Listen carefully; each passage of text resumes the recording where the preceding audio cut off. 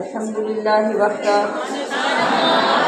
والصلاة والسلام على من لا نبي بعده أما بعد فأعوذ بالله من الشيطان الرجيم بسم الله الرحمن الرحيم شهر رمضان الذي أنزل فيه القرآن صدق الله مولانا العظيم وبلغنا رسوله النبي الكريم الأمين رب اشرح لي صدري ويسر لي أمري واحلل عقدة من لساني يفقهوا قولي سبحانك لا علم لنا إلا ما علمتنا إنك أنت العليم الحكيم اللهم أرنا الحق حقا وارزقنا اتباعه وأرنا الباطل باطلا وارزقنا اجتنابه إن الله وملائكته يصلون على النبي يا أيها الذين آمنوا صلوا عليه وسلموا تسلیما۔ آج پھر میرا پیغام اور میری ترغیب آپ کے لیے یہی ہے کہ قرآن کو سینوں میں ہم ایسے سجائیں جب تک کہ آپ کے اندر یہ تحریک، یہ محبت، یہ احساس پیدا نہ ہو جائے۔ ہمیں یہ جملہ دہرانا ہے کہ قرآن کو سینوں میں ہم ایسے بسائیں گے کہ چہروں پہ تلاوت کا ایک نور سجائے، چہروں پہ تلاوت کا ایک نور سجائیں گے۔ تطہیر ہو ہر دل کی قرآن کی تلاوت سے۔ قرآن پاک کرنے والا ہے، قرآن پاک کرتا ہے اور کرتا رہے گا، لیکن پاک ہوتا کون ہے؟ جو پانی کے قریب جاتا ہے یا پانی کو قریب لاتا ہے، پاک وہی ہوتا ہے۔ اور جو پانی نہ قریب لاتا ہے اور نہ خود اس کے قریب جاتا ہے، نہ پانی سے وضو کرے نہ غسل کرے، تو پاک کیسے ہوگا؟ اسی طرح قرآن پاک کرتا ہے، پاک کرتا رہے گا، لیکن انہی کو پاک کرے گا نا جو یا قرآن کو قریب لائیں گے یا خود قرآن کے قریب ہوں گے۔ تو یہ عمل اگر ہمیں نصیب ہو گیا تو پھر ہماری دعا فائدہ مند ہوگی، اور دعا یہ ہوگی کہ مولا قرآن کی تلاوت ایسی نصیب کر دے جس سے ہمارے دل پاک ہو جائیں، ستھرے ہو جائیں، شفاف ہو جائیں۔ تو تطہیر ہو ہر دل کی قرآن کی تلاوت سے، شاداب رہے ہر روح ایمان کی محبت سے۔ ہم رب کے حضور اپنے جب سر کو جھکائیں گے، قرآن کو سینوں میں ہم ایسے بسائیں گے۔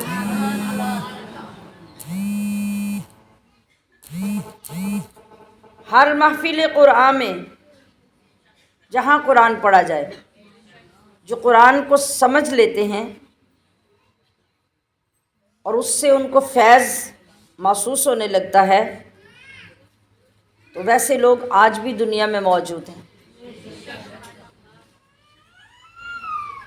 میں ابھی 2 دن پہلے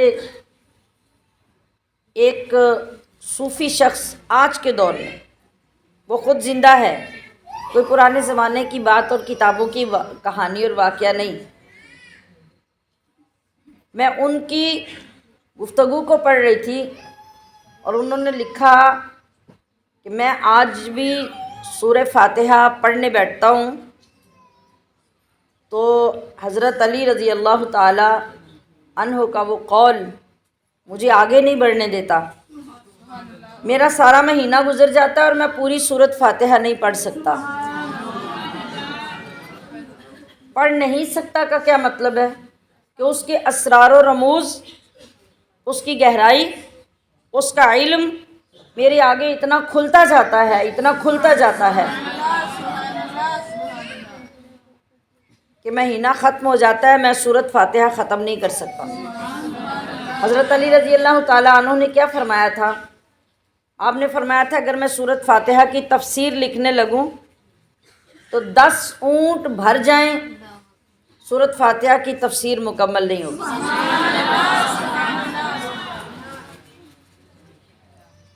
یعنی 10 اونٹوں پہ وہ کاغذ، وہ ہڈیاں، وہ لکڑیاں جن کے اوپر لکھی جائے تفسیر، وہ بھر بھر کے لاد دیے جائیں، 10 اونٹ کم پڑ جائیں گے، سورۃ فاتحہ کی تفسیر مکمل نہیں ہوگی۔ جو لوگ اللہ کے کلام کے ساتھ جڑتے ہیں اور اس سے فیوزات و برکات حاصل کرتے ہیں اور طلب کرتے ہیں، اللہ انہیں یوں عطا کرتا ہے۔ تو اس روشنی میں آپ کی خدمت میں یہ بھی عرض ہے کہ ہمارے جو بچے یا ہماری جو خواتین یا بہن یا بھائی کوئی بھی ہوں، جنہوں نے رمضان المبارک میں ریس لگائی ہوتی ہے، میں نے اتنے قرآن پڑھے اور میں نے اتنے پڑھے، تو ان میں سے کوئی بندہ کسی دن یہ کھڑے ہو کے بتا دے کہ جو قرآن آپ نے پڑھے اس میں سے آپ کو سمجھ کیا آئی۔ جو لوگ یہ سمجھتے ہیں کہ میں آسانی سے دن میں 5 پارے پڑھ لیتی ہوں، تو اس طرح میں نے 4-5 قرآن رمضان میں مکمل کرنے ہیں، وہ جو 4-5 قرآن ہم پڑھیں گے اس سے ہمیں کیا فیض ملے گا؟ ہمیں دل کی تطہیر اور پاکیزگی کیا حاصل ہوگی؟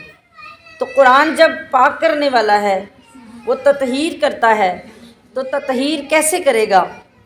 کہ ہم انتہائی تیزی میں صفحے الٹتے جائیں، پڑھتے جائیں اور قرآن مکمل کر لیں، نہ ہمیں شروع کرنے کا پتہ چلے گا نہ ختم کرنے کا۔ تو قرآن کریم کو پڑھنے کا حق تبھی ادا ہوتا ہے جب ہم اس کو سمجھیں، سمجھ کر غور کر کے اسے پڑھنے کی عادت ڈالیں۔ تو اسی لیے تو حضور نبی کریم رؤوف الرحیم صلی اللہ علیہ وسلم نے اتنے آسان طریقے سے اپنی امت کو سمجھا دیا۔ آپ نے بالکل بھی یہ نہیں فرمایا کہ جو قرآن مکمل کر لے گا تو اس کو اتنا اتنا اجر ملے گا، اس کو اتنا اتنا منافع ملے گا۔ آپ نے اتنی مختصر سی بات فرمائی، فرمایا کہ جو بندہ فجر کی نماز کے بعد قرآن کریم سے صرف 2 آیتیں سیکھے گا، یہ نہیں فرمایا کہ 2 آیتوں کی تلاوت کرے گا، فرمایا 2 آیتیں سیکھے گا۔ سیکھنے کا مطلب یہی ہے نا کہ ان کے اندر جو فرمان ہے ہمیں سمجھ آئے، جو حکم ہے ہم اس کو ماننے کے قابل ہو جائیں، جو اس کا مفہوم اور تشریح ہے وہ ہمارے دماغ میں بیٹھ جائے، اور رب کے کلام کو پڑھنے کا ہمیں طریقہ آ جائے کہ ہم اس کو کس انداز سے ادا کریں، کس انداز سے ہماری زبان سے الفاظ نکلیں۔ تو یہ ہے سیکھنا۔ تو آپ علیہ الصلوۃ والسلام نے یہی فرمایا کہ فجر کے بعد جو بندہ 2 آیتیں قرآن کی سیکھ لے گا، اس کے لیے دنیا اور آخرت کا اتنا منافع ہے، اتنا منافع ہے، جس طرح بغیر مشقت، بغیر تجارت، بغیر انویسٹمنٹ کیے، بغیر پیسہ خرچ کیے اچانک وہ گھر سے باہر نکلے تو 2 سرخ اونٹ پورے سامان سے لدے ہوئے اونٹوں سمیت وہ بندے کو کوئی آ کے دے جائے کہ یہ سب کچھ تیرے لیے، تو اتنا اجر و ثواب اور اتنا منافع اس بندے کو نصیب ہوگا جو صرف 2 آیتیں سیکھتا ہے۔ کوئی 1 آیت سیکھے گا، 1 اونٹ اور اونٹ پہ لدا ہوا قیمتی سامان اس کا ہو جائے گا، 2 سیکھے گا تو 2، 3 سیکھے گا تو 3، 4 سیکھے گا تو 4۔ اب یہ غور کیجئے کہ سیکھنا، سمجھنا اور عمل کرنا یہ قرآن کے حقوق ہیں۔ تو اس کے ساتھ جب ہم ایک آیت کو بھی سیکھنے میں کامیاب ہو جاتے ہیں تو اتنا کرم، اتنی رحمت ہماری منتظر ہے۔ اب چونکہ رمضان المبارک گزر رہا ہے اور ہم ماشاءاللہ اپنی اپنی استطاعت کے مطابق قرآن کریم کی تلاوت کر رہے ہیں، تو اس لیے ہر روز اس بات کو نئے سرے سے سمجھنا اشد ضروری ہے کہ ہم جب بھی قرآن کریم لے کے بیٹھیں ہمیں یہ باتیں یاد آ جائیں کہ میں نے صرف صفحے پلٹنے نہیں ہیں، میں نے نصف پارہ 2 3 4 پارے رات تک مکمل نہیں کرنے کہ نہ مجھے پڑھنے سے پہلے کسی بات کی سمجھ آئے اور نہ مکمل کرنے کے بعد، بلکہ اگر 1 گھنٹہ لگا کے آپ کو 2 3 4 آیتوں کو پڑھنے کا طریقہ آ جائے، اس کے ترجمے کی سمجھ آ جائے کہ یہ مضمون کیا ہے، اس میں میرے اللہ نے مجھے کیا فرمایا ہے، تو سمجھ لیجئے کہ وہ پورا قرآن بغیر سوچے سمجھے مکمل کرنے سے بھی افضل ہے۔ تو بس یہ ہر روز جو ہم محنت کر رہے ہیں یہ اسی کی ایک کڑی ہے کہ آپ کو یہاں بیٹھ کے پڑھنے کا سلیقہ آ جائے، پھر گھروں میں رمضان میں بھی رمضان کے بعد بھی اسی طریقے سے آپ مدد حاصل کریں، ترقی حاصل کریں اور اس کو سامنے رکھ کے سمجھ کر غور کر کے پڑھیں۔ جو پڑھا ہوگا، جو سنا ہوگا، وہ کچھ نہ کچھ تو ذہن میں باقی رہے گا نا۔ جب دوبارہ سے جا کے اس کو کھولیں گے تو آپ کو یاد آئے گا کہ اس صفحے پر اس آیت کی روشنی میں ہمیں یہ بتایا گیا اور اس کے اندر یہ واقعہ ہے۔ جب آپ خود پڑھیں گے تو یہی وجہ ہے، ہمیں علماء نے فرمایا کہ تم جب قرآن پڑھو تو ایسے محسوس کرو کہ تم حضور کی بارگاہ میں بیٹھے ہو، اور جب تم قرآن پڑھ رہے ہو تو یوں سمجھو کہ یہ جبریل لے کر آئے ہیں اور میں جو آیتیں پڑھ رہی ہوں میرے مصطفیٰ میری آیتیں سن رہے ہیں۔ یہ کیفیت بنانا ضروری ہے۔ یہ کیفیت بنا کر جب ہم پڑھیں تو کبھی یہ فکر نہ کریں، اگر آپ کو سمجھ آ رہی ہے، اگر آپ کو لطف آ رہا ہے، اگر آپ کو رب کے احکام کی سمجھ آ رہی ہے تو سمجھ لیں کہ آپ نے وہ جو 2 4 آیتیں یا 2 3 صفحے پڑھے ہیں وہ نہیں پڑھے، بلکہ آپ نے پورا قرآن پڑھ لیا۔ تو یہ انداز ہمارے لیے نفع بخش ہے، یہ انداز اللہ کے ہاں ہمارے لیے پسندیدہ ہے، اور اسی سے فیوز و برکات اور ثمرات ہمیں نصیب ہو سکتے ہیں۔ تو شاعر نے بھی یہاں یہی کہا کہ اللہ کرے کہ ہماری جو محفلیں ہیں ان میں قرآن پڑھنے کی صورت یہ ہو اور یہ ہمیں ثمرات نصیب ہوں، کیا کہ ہر محفل قرآن میں رحمت کے وہ سائے ہوں اور اللہ کے فرشتوں نے یوں پر پھیلائے ہوں۔ میں نے کل بھی آپ کو واقعہ یاد دلایا نا، حضرت اسید بن حضیر والا۔ تو ایسے بزرگوں کے طریقوں کو یاد کر کے ہمیں بھی وہ دولت مانگنی چاہیے کہ یا اللہ ہم بھی ایسا قرآن پڑھنے کے قابل ہو جائیں کہ ایسا وقت ہمارے اوپر بھی آ جائے کہ ہم قرآن کی محفل میں بیٹھیں تو تیری رحمت کے سائے ہمارے اوپر تن جائیں اور اللہ کے فرشتے آ کے پر پھیلا لیں۔ تو اس وقت ہمارا منظر کیا ہو، ہر محفل قرآن میں رحمت کے وہ سائے ہوں، اللہ کے فرشتوں نے یوں پر پھیلائے ہوں، جب ذکر و تلاوت ہم ہونٹوں پہ سجائیں گے، چہروں پہ تلاوت کا ایک نور سجائیں گے۔ اور نوخیز ہیں ہم غنچے گلدان محمد کے، ہم کھل رہے ہیں اور یہ سارا قرآن مصطفیٰ کریم کا گلدان ہے جس میں رنگ رنگ کے پھول سجے ہوئے۔ نوخیز ہیں ہم غنچے گلدان محمد کے، اور ہم وہ خوش نصیب ہیں کہ ہمیں کیا ٹائٹل دیا گیا کہ ہم وارث خوشبوئے فرمان محمد کے۔ تو ہم کیا کریں گے، ہر دشت کے سینے کو پھولوں سے سجا دیں گے، ہر دشت کے سینے کو پھولوں سے سجا دیں گے، اور قرآن کو سینوں میں ہم ایسے بسائیں گے کہ چہروں پہ تلاوت کا ایک نور سجائیں گے۔ اللہ کریم میری دعا کو قبول فرما لے اور آپ کی کیفیتوں کو بدل کر آپ کے دل میں اتنی قرآن کی محبت پیدا کر دے کہ آپ کے اندر یہ تڑپ پیدا ہو جائے اور آپ منتظر ہو جائیں اس انداز میں قرآن پڑھ کر دیکھنے کے کہ رب کریم ہمیں خود یہ دکھائے کہ ہمارے چہروں کے اوپر قرآن کا نور کیسے نازل ہو رہا ہے۔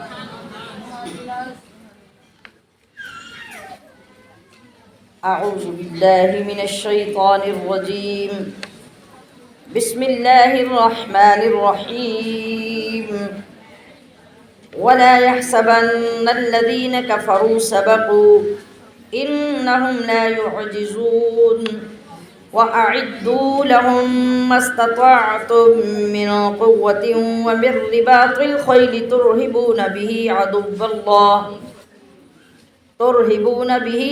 الله وعدوكم وآخرين من دونهم لا تعلمونهم الله يعلمهم وما تنفقوا من شيء في سبيل الله يوفى إليكم وأنتم لا تظلمون وإن جنحوا للسلم فاجنح لها وتوكل على الله إنه هو السميع العليم وإن يريدوا أن يخدعوك فإن حسبك الله هو الذي أيدك بنصره وبالمؤمنين وألف بين قلوبهم لو أنفقت ما في الأرض جميعا ما ألفت بين قلوبهم ولكن الله ألف بينهم إنه عزيز حكيم يا أيها النبي حسبك الله ومن اتبعك من المؤمنين يا أيها النبي حرض المؤمنين على القتال إن يكن منكم 20 صابرون يغلبوا 200 وإن يكن منكم 100 يغلبوا 1000 من الذين كفروا بأنهم قوم لا يفقهون الآن خفف الله عنكم وعلم أن فيكم ضعفا فإن يكن منكم 100 صابرة يغلبوا 200 وإن يكن منكم 1000 يغلبوا 2000 بإذن الله والله مع الصابرين ما كان لنبي أن يكون له أسرى حتى يثخن في الأرض تريدون عرض الدنيا والله يريد الآخرة والله عزيز حكيم لولا كتاب من الله سبق لمسكم فيما أخذتم عذاب عظيم فكلوا مما غنمتم حلالا طيبا واتقوا الله إن الله غفور رحيم يا أيها النبي قل لمن في أيديكم من الأسرى إن يعلم الله في قلوبكم خيرا يؤتكم خيرا مما أخذ منكم ويغفر لكم والله غفور رحيم وإن يريدوا خيانتك فقد خانوا الله من قبل فأمكن منهم والله عليم حكيم إن الذين آمنوا وهاجروا وجاهدوا بأموالهم وأنفسهم في سبيل الله والذين آووا ونصروا أولئك بعضهم أولياء بعض والذين آمنوا ولم يهاجروا ما لكم من ولايتهم من شيء حتى يهاجروا وإن استنصروكم في الدين فعليكم النصر إلا على قوم بينكم وبينهم ميثاق والله بما تعملون بصير والذين كفروا بعضهم أولياء بعض إلا تفعلوه تكن فتنة في الأرض وفساد كبير والذين آمنوا وهاجروا وجاهدوا في سبيل الله والذين آووا ونصروا أولئك هم المؤمنون حقا لهم مغفرة ورزق كريم والذين آمنوا من بعد وهاجروا وجاهدوا معكم فأولئك منكم وأولو الأرحام بعضهم أولى ببعض في كتاب الله إن الله بكل شيء عليم صدق الله العظيم.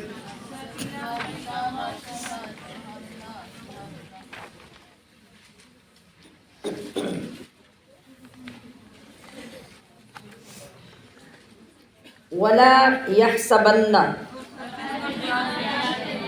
اور ہرگز نہ خیال کریں، الذین کفروا، کافر، سبقوا، کہ وہ بچ کر نکل گئے، انہم، بے شک وہ، لا یعجزون، نہیں عاجز کر سکتے، کس کو؟ اللہ کو، وَأَعِدُّوا لَهُمْ، اور تیار رکھو ان کے لیے، مَسْتَطَعْتُمْ، جتنی استطاعت یعنی طاقت رکھتے ہو، جتنی گنجائش ہے تمہارے پاس، من قوت، قوت اور طاقت، ومن، اور جتنے، رباط الخیل، گھوڑے باندھ سکو، یعنی انہیں بھی باندھ کے تیار رکھو، ترہبون بہ، تاکہ تم خوف زدہ کرو اس تیاری سے، عدو اللہ، اللہ کے دشمنوں، وعدوکم، اور اپنے دشمنوں کو، وآخرین، اور دوسرے لوگوں کو، من دونہم، جو ان کے علاوہ ہیں، لا تعلمونہم، تم جنہیں نہیں جانتے، اللہ یعلمہم، اللہ انہیں جانتا ہے، وما تنفقوا، اور جو تم خرچ کرو گے، من شیء، کچھ بھی، فی سبیل اللہ، اللہ کی راہ میں، یوفی الیکم، پورا پورا اجر دیا جائے گا تمہیں، وانتم لا تظلمون، ظلم نہیں کیا جائے گا، وَإِن جَنَحُوا، اور اگر وہ مائل ہوں، لِلسَّلْمِ، صلح کی طرف، فَاجْنَحْ لَهَا، آپ بھی مائل ہو جائیے اس کی طرف، وَتَوَكَّلْ، اور توکل رکھیے، علی اللہ، اِنَّهُ ہوا، بے شک وہی، السمیع العلیم، سننے والا جاننے والا ہے، وَإِن يُرِيدُوا، اور اگر وہ ارادہ کرے، أَن يَخْدَعُوكَ، کہ فریب یا دھوکہ دیں آپ کو، فَإِنَّ حَسْبَكَ اللَّهُ، تو بے شک اللہ کافی ہے آپ کو، هُوَ الَّذِي، وہی ہے جس نے، أَيَّدَكَ بِنَصْرِهِ، زور دیا آپ کو اپنی نصرت، وبالمؤمنین، اور مومنوں کی جماعت سے، وَأَلَّفَ، اور اسی نے الفت ڈال دی، بین قلوبہم، ان کے دلوں میں، لو انفقت، اور اگر آپ خرچ کر دیتے، ما فی الارض، جو کچھ زمین میں ہے، جمیعا، سب کا سب، ما الفت، تو نہ الفت پیدا کر سکتے، بین قلوبہم، ان کے دلوں میں، ولیکن اللہ، اور لیکن اللہ نے، الف بینہم، الفت ڈال دی ان میں، انہو، بے شک وہی، عزیز حکیم، زبردست حکمت والا ہے، یا ایہا النبی، حسبک اللہ، کافی ہے آپ کو اللہ، ومن اتبعک، اور ان کو جو آپ کے فرما بردار ہیں، من المؤمنین، ایمان والے، ایمان والے یا مسلمان، یا ایہا النبی، حرض، ترغیب دیجیے، المؤمنین، مسلمانوں کو، علی القتال، جہاد پر، ان یکن، اگر ہوں، منکم، تم میں سے، 20، 20 آدمی، صابرون، یغلبو، تو وہ غالب آئیں گے، 200، 200 پر،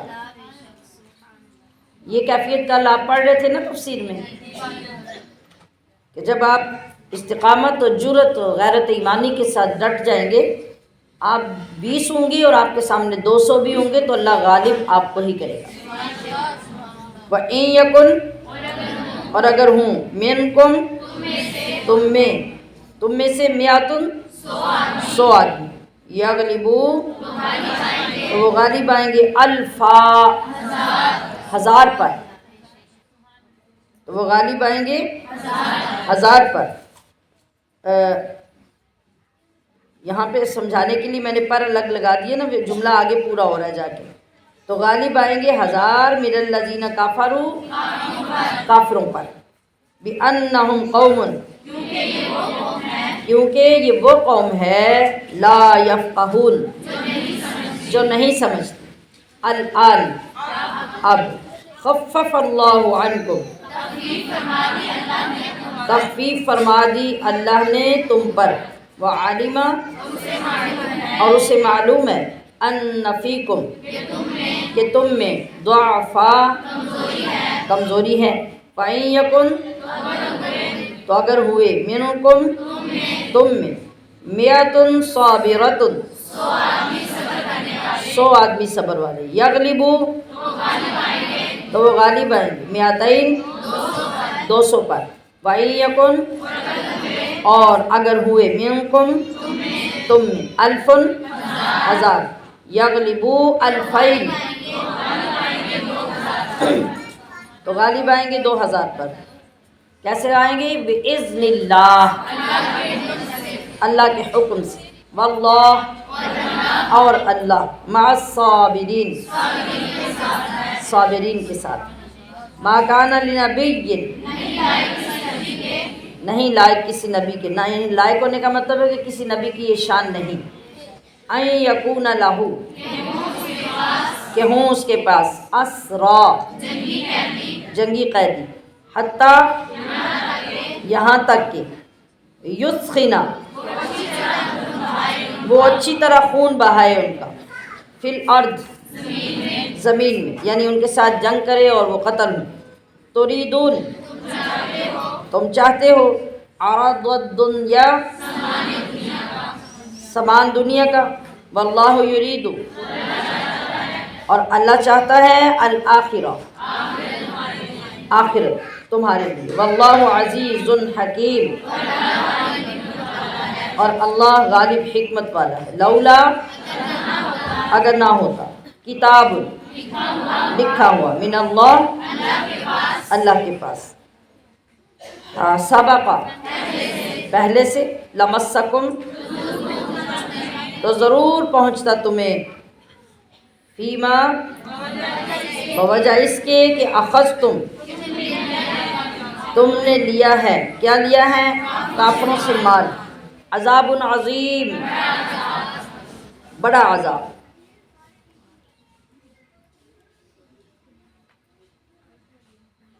فَكُلُوا سو تم کھاؤ، مما وہ جو غنمتم تم نے غنیمت حاصل کی ہے، حلالا طیبا حلال پاکیزہ، واتقوا اللہ اور اللہ سے ڈرتے رہو، ان اللہ بے شک اللہ غفور الرحیم بخشنے والا ہمیشہ رحم فرمانے والا ہے۔ یا ایہا النبی اے نبی، قل فرما دیجیے، لمن ان سے، فی ایدیکم جو تمہارے قبضے میں ہیں، من الاسرا قیدی، ان یعلم اللہ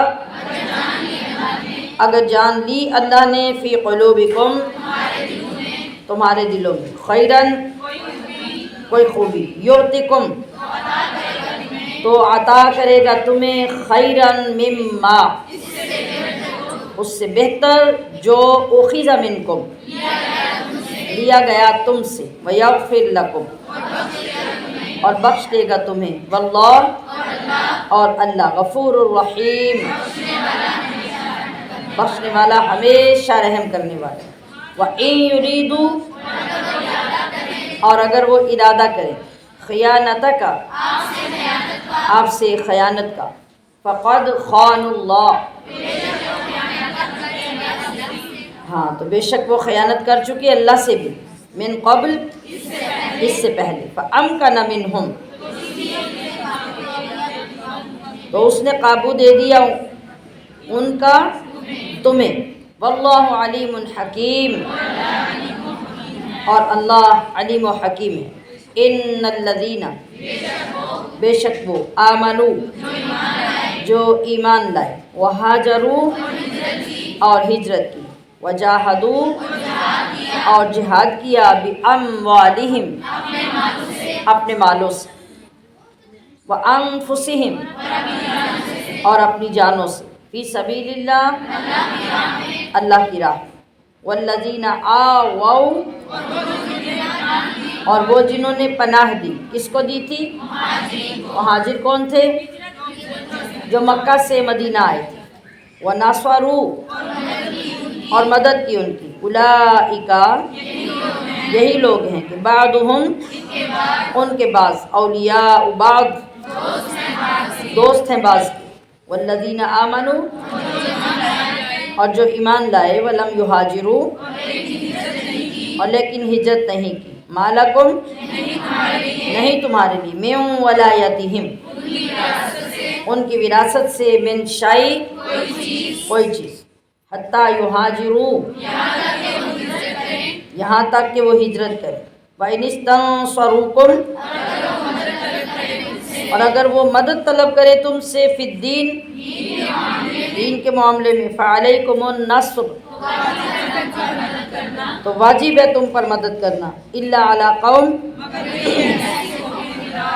اگر یہ کہ ایسی قوم کے خلاف، یعنی اگر وہ ایسی قوم کے خلاف مدد مانگیں کہ بینکم و بینہم، کہ تم میں اور ان میں میثاق، معاہدہ ہے صلح کا، تو کیا مطلب ہے؟ پھر ان کے لیے آپ نے مدد نہیں کرنی۔ واللہ بما تعملون بصیر، دیکھ رہا ہے۔ والذین کفروا، اور جنہوں نے کفر کیا، بعضهم،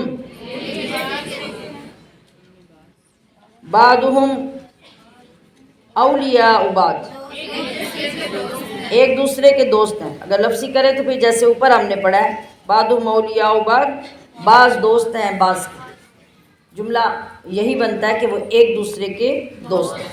اِلَّا تَفْعَلُوا، اگر ایسا نہ کرو گے، تَکُن، تو ہوگا، فتنہ، فی الارض، زمین میں، وفساد کبیر، اور فساد بڑا، والذین آمنوا، اور جو ایمان لائے، وہاجروا، اور ہجرت کی، وجاہدوا، اور جہاد کیا، فی سبیل اللہ، اللہ کی راہ میں، والذین آووا، اور جنہوں نے پناہ دی، ونصروا، اور مدد کی، اولئک ہم المؤمنون، مومن ہیں، حقا، سچے، لہم مغفرہ، ان کے لیے مغفرت، ورزق کریم، اور روزی ہے عزت، والذین آمنوا،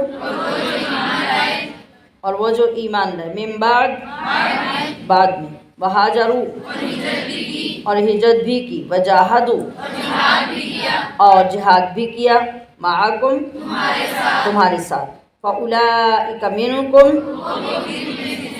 تو وہ بھی تمہیں میں سے ہیں، وَأُولُو الْأَرْحَامِ، اور رشتے والے یعنی رشتے دار، بعضهم، ان کے بعض، اولا، زیادہ قریب ہیں، ببعض، بعض، فی کتاب اللہ، اللہ کے لکھے ہوئے میں، ان اللہ بکل شیء علیم، ہر شے کو خوب جانتا ہے۔ سبحان اللہ۔ آج آپ کی سورۃ انفال یہاں مکمل ہو رہی ہے، اور انشاءاللہ کل سے سورۃ توبہ شروع ہوگی۔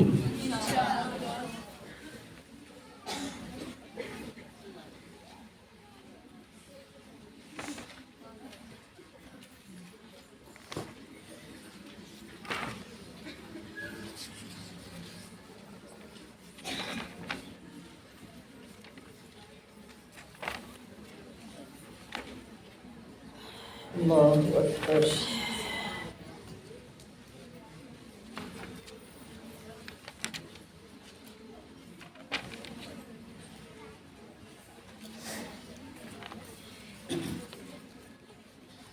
جی پیچھے جو سبق ہم مکمل کرتے ہیں ایک دن، اس کا اختتام ذہن میں رکھا کیجیے تاکہ اگلے دن کا مضمون ساتھ ملا کے چلنا آسان ہو جائے۔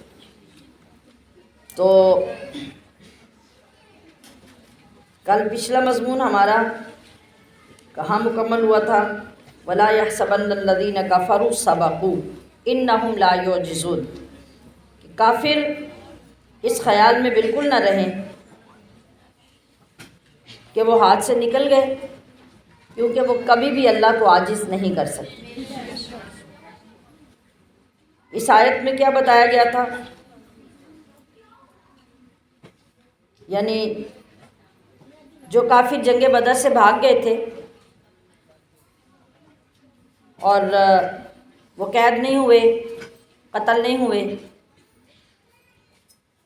تو وہ یہ سمجھ بیٹھے کہ بس اب ہم مسلمانوں کے گریب سے نکل گئے ہیں، اب کوئی ہمیں پکڑ نہیں سکتا۔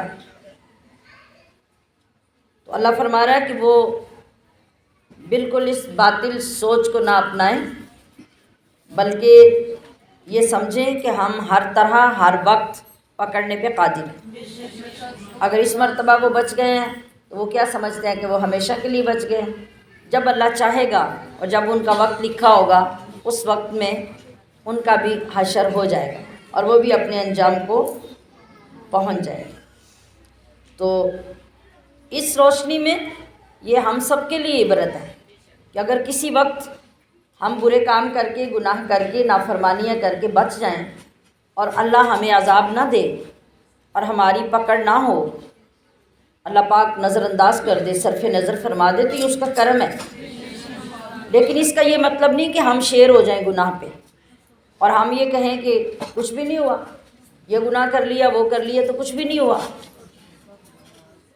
تو اس سے بندے کو حوصلہ ہو جائے کہ وہ گناہ کرتا رہے اور ڈرے نہ۔ یہاں یہ بات ہمیں سمجھائی جا رہی ہے کہ اس بات کا یقین رکھیں کہ اگر ایک مرتبہ اللہ پاک نے کسی بڑے گناہ اور برائی پر آپ کو پکڑا نہیں تو اس کا مطلب یہ ہے کہ اللہ آپ کو مہلت دے رہا ہے۔ اس کا یہ مطلب نہیں کہ آپ اللہ کی پکڑ سے باہر ہو گئے، نہیں، اللہ اپنے کرم سے آپ کو مہلت دے رہا ہے کہ اے بندے تجھے وقت مل گیا ہے توبہ کرنے کا، لہٰذا تو توبہ کر لے، برائی سے باز آ جا اور آئندہ برائی سے بچ جا۔ تو یہی اعتقاد رکھنا ہمیں بچا سکتا ہے اور اسی سے ہم کسی نہ کسی وقت توبہ کر کے اپنے رب کو منا سکتے ہیں۔ آج کے سبق میں جو اگلی بات شروع ہو رہی ہے وہ ہے کہ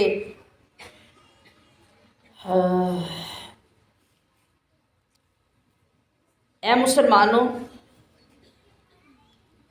تمہیں جتنی قوت حاصل ہو، جتنی استطاعت، جتنی مالی اور جسمانی گنجائش ہو، اس کے مطابق تم کیا کرو کہ اسلحے اور ہتھیار جنگ کے،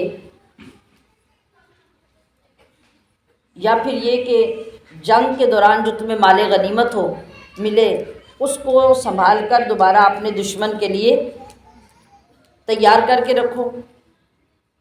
جیسا کہ مسلم شریف کی حدیث میں ہے کہ حضور سید عالم صلی اللہ علیہ وسلم نے فرمایا کہ یہاں من قوت سے مراد ہے کہ تیر اندازی سیکھو اور وہ سامان سنبھال کے تیار کر کے رکھو، ان کی پریکٹس کر کے رکھو، ان کی مشقیں کرو، جس طرح فوج کو مشقیں کروائی جاتی ہیں، فوج کو تیاری کروائی جاتی ہے، اور اگر میزائل بنائے جاتے ہیں تو میزائل کسی نہ کسی وقت میں باقاعدہ چلا کر پریکٹس کروائی جاتی ہے کہ خدا نخواستہ جب کبھی ایسا وقت آ گیا کہ دشمن کے خلاف ان کو چلانا پڑے تو کس طریقے سے تم لوگوں نے کرنا ہے، کس طرح الرٹ رہنا ہے، یہ ساری جنگی تیاریاں ہوتی ہیں۔ تو قرآن کریم یہ سکھا رہا ہے وَأَعِدُّوا لَهُم مَّا اسْتَطَعْتُم مِّن قُوَّةٍ مِّن رِّبَاطِ الْخَيْلِ۔ اس وقت تو گھوڑوں کے اوپر اور اونٹوں کے اوپر جا کے جنگ لڑی جاتی تھی نا، تو اس لیے قرآن کریم نے وہی فرمایا۔ مقصد یہ ہے کہ جس زمانے میں جو اسلحہ اور جو ہتھیار جنگ کے لیے دشمن کے خلاف ضرورت ہے، ہر وقت اس کو تیار کر کے رکھو۔ جیسے آج کے دور میں میزائل ضرورت ہے، ایٹم بم ضرورت ہے، تو اس کو تیار کر کے رکھنا، بالکل الرٹ رہنا کہ جب بھی دشمن حملہ کرے آگے جواب دینے کے لیے ہم تیار ہوں، یہ قرآنی حکم ہے۔ تو اس سے کیا پتہ چلا؟ اس سے ایک بڑی اہم بات سمجھ آئی کہ جہاد کی تیاری کرنا بھی اللہ کی عبادت ہے۔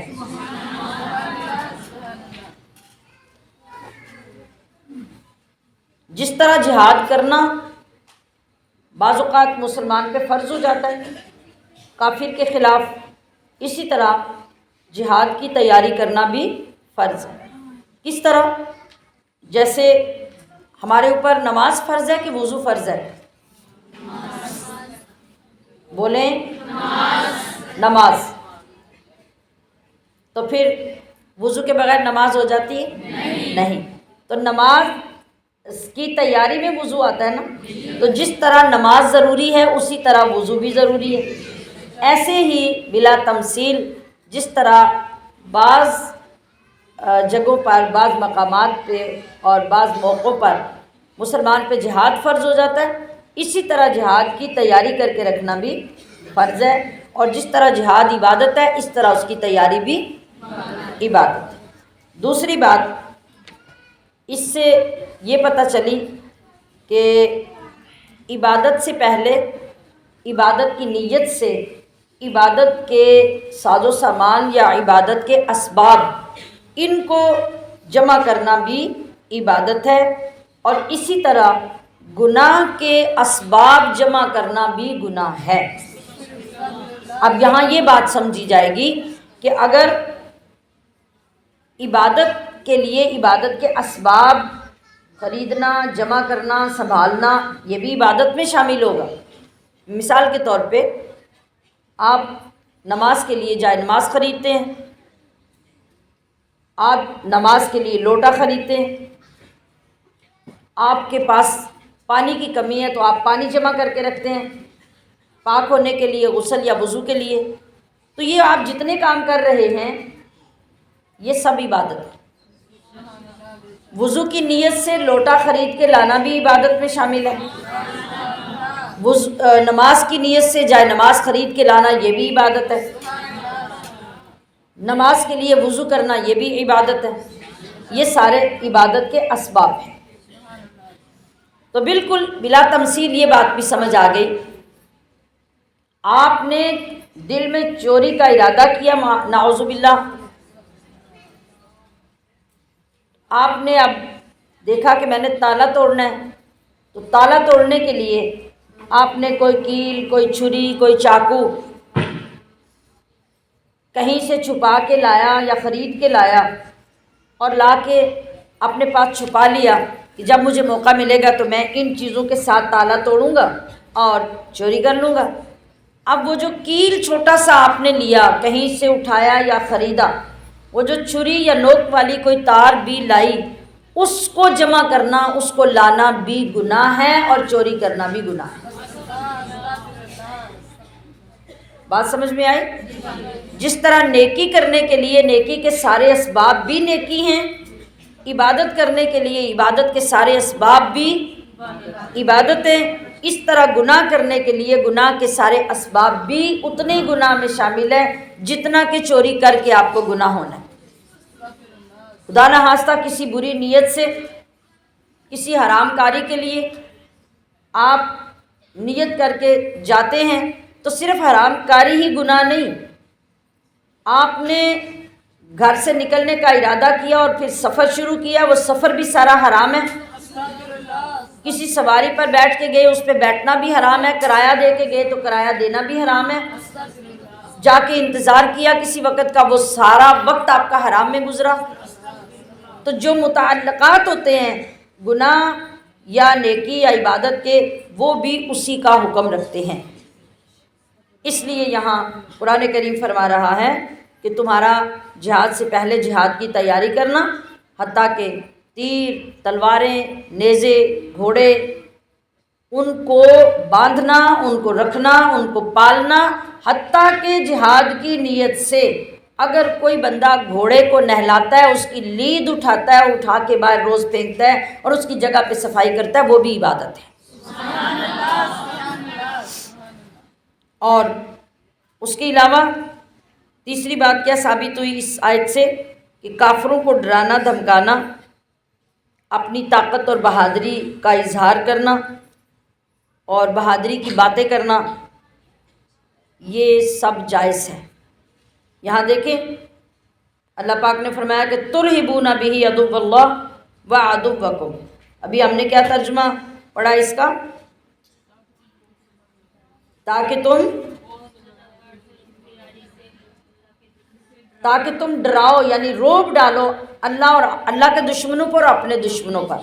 تو پتہ چلا کہ جو کافر ہے اس کے اوپر روب ڈالنا، اس کو ڈرانا، اس کو دھمکی دینا جس سے وہ خوفزدہ ہو جائے، ایسا کرنا یہ سب جائز ہے۔ اسی لیے کہا گیا کہ عام آدمی کے لیے سیاہ خضاب یعنی سیاہ مہندی لگانا حرام ہے۔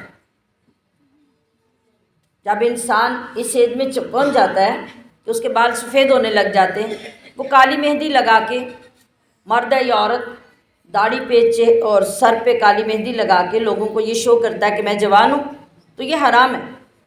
آپ کسی اور کلر میں مہندی لگا سکتے ہیں، براؤن لگا سکتے ہیں، زرد لگا سکتے ہیں، اس میں کوئی کلر شامل کر لیتے ہیں جو کیمیکل والا نہ ہو، تو آپ وہ مہندی لگا سکتے ہیں، اس سے بالوں کو کلر کر سکتے ہیں، لیکن سیاہ نہیں کر سکتے۔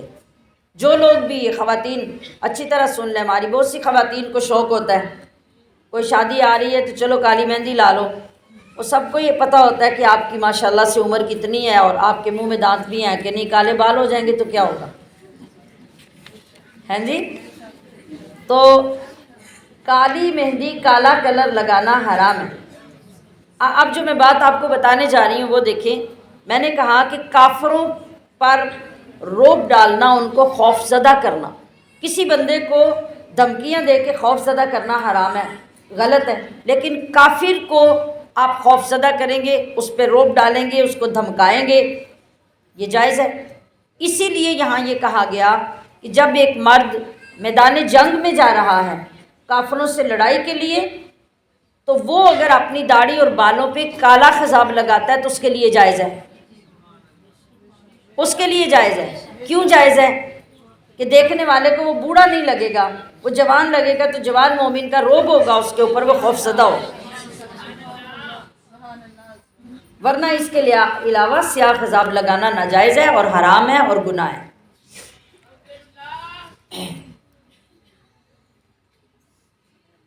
اللہ اکبر۔ اور اس آیت سے یہ بھی پتہ چلا کہ مسلمان کے لیے وہ کام کرنا جس سے کافروں پر اس کو فتح حاصل ہو جائے، کامیابی حاصل ہو جائے، اس کا غلبہ حاصل ہو اور مسلمان کو کافروں پہ عظمت حاصل ہو، اس کے لیے جتنی تدبیریں کی جا سکتی ہوں وہ تدبیریں کرنا جائز ہے۔ یہ ساری جو اللہ پاک نے آیت کریمہ میں چیزیں بتائیں، یہ اس تدبیر کا ہی حصہ ہے۔ آپ دیکھ لیجیے آج بھی اور ہمیشہ تاریخ میں یہی رہا کہ جس ملک کے پاس طاقت ہوتی ہے، قوت ہوتی ہے، اسلحہ ہوتا ہے، جس ملک کی فوج سٹرانگ ہوتی ہے اور وہ ہر وقت مقابلے کے لیے دشمن کے سامنے الرٹ ہوتی ہے، تو اس کا بدترین دشمن بھی کیوں نہ ہو وہ اس پہ حملہ کرنے کی جرأت نہیں کرتا۔ اس کی سب سے بڑی مثال پاکستان ہے۔ پاکستان ایٹمی ملک ہے، پاکستان کے پاس ایٹم بم ہے، پاکستان کے پاس میزائل ہیں، ورنہ جتنا بدترین ہمسایہ ہمارا کافر اور ہندو ہیں، وہ تو ایک دن بھی نہ لگائے حملہ کرنے میں، لیکن اب وہ حملہ کیوں نہیں کرتا؟ اور اسی طرح باقی کافر ملک جو ہیں وہ پاکستان پہ حملہ کیوں نہیں کرتے؟ اس لیے نہیں کرتے، پاکستان کے پاس ایٹمی طاقت ہے، انہیں پتہ ہے کہ جتنا اسلحہ اور جتنی تیاری پاکستان نے کر رکھی ہے، اگر ہم نے حملہ کرنے کی غلطی کی تو ہم سب کے تو پرخچے اڑ جائیں گے، ہمارا کچھ باقی نہیں بچے گا۔ اب یہ تدبیر کہاں سے ملی؟ قرآن سکھا رہا ہے۔ ذرا دیکھیے کہ قرآن مسلمان کی کتنی حفاظت کر رہا ہے، اور قرآن خود مسلمان کو اپنی حفاظت کرنے کے طریقے سکھا رہا ہے۔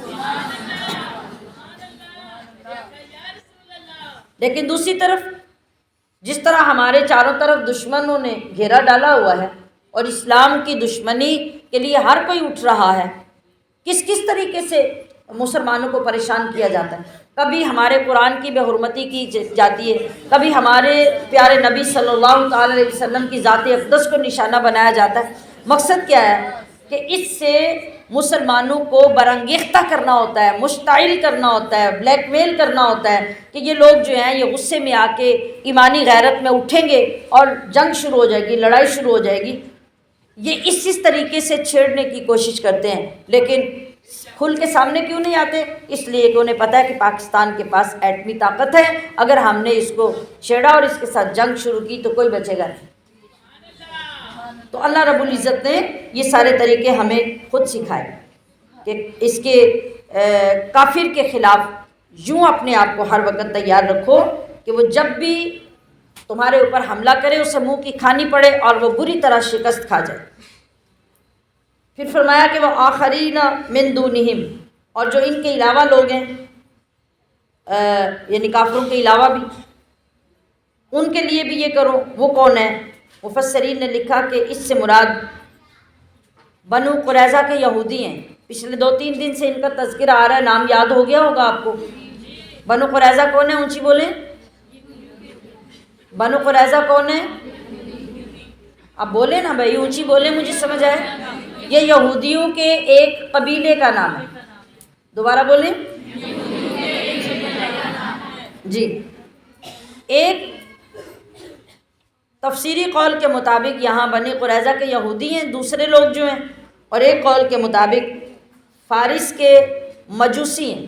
فارس کے مجوسی، فارس میں آگ کی پوجا ہوتی تھی، وہاں آگ کے بڑے بڑے الاؤ سالوں کے حساب سے، سینکڑوں اور ہزاروں سالوں کے حساب سے وہ جلتی رہتی ہے، اور لوگ اس آگ کو خدا مان کے پوجا کرتے ہیں۔ بڑی بڑی خندقیں کھود کے، بڑی بڑی خندقیں، گہرے گڑھے کھود کے ان کو آگ سے بھر دیا جاتا ہے، اور وہ سالوں نہیں بلکہ سینکڑوں ہزاروں سالوں کے حساب سے جلتی رہتی تھی۔ جو آگ کی پوجا کرنے والے لوگ ہیں وہ اس طرح کرتے ہیں۔ تو مفسرین لکھ رہے ہیں کہ اس سے یعنی دوسرے لوگوں سے مراد یا فارس کے وہ مجوسی ہیں جو آگ پرست ہیں، یا پھر بنو قریظہ کے یہودی ہیں، یا پھر اس سے مراد منافق لوگ ہیں جو مسلمانوں کے ساتھ مسلمان ہوتے ہیں اور کافروں کے ساتھ کافر ہوتے ہیں۔ اللہ نے فرمایا کہ لا تعلمونہم، تم انہیں نہیں جانتے۔ تم انہیں نہیں جانتے، کیسے نہیں جانتے؟ اس طرح نہیں جانتے کہ وہ تمہارے اندر رہتے ہیں۔ دیکھیں، جب ایک بندہ ہمارے ساتھ کھاتا پیتا ہے، اٹھتا بیٹھتا ہے، رہتا سہتا ہے، شادیوں بیاہوں میں آتا جاتا ہے، ہر طرح سے ہمارے ساتھ چلتا ہے، کتنا بڑا دھوکہ لگتا ہے اس سے، لگتا ہے نا؟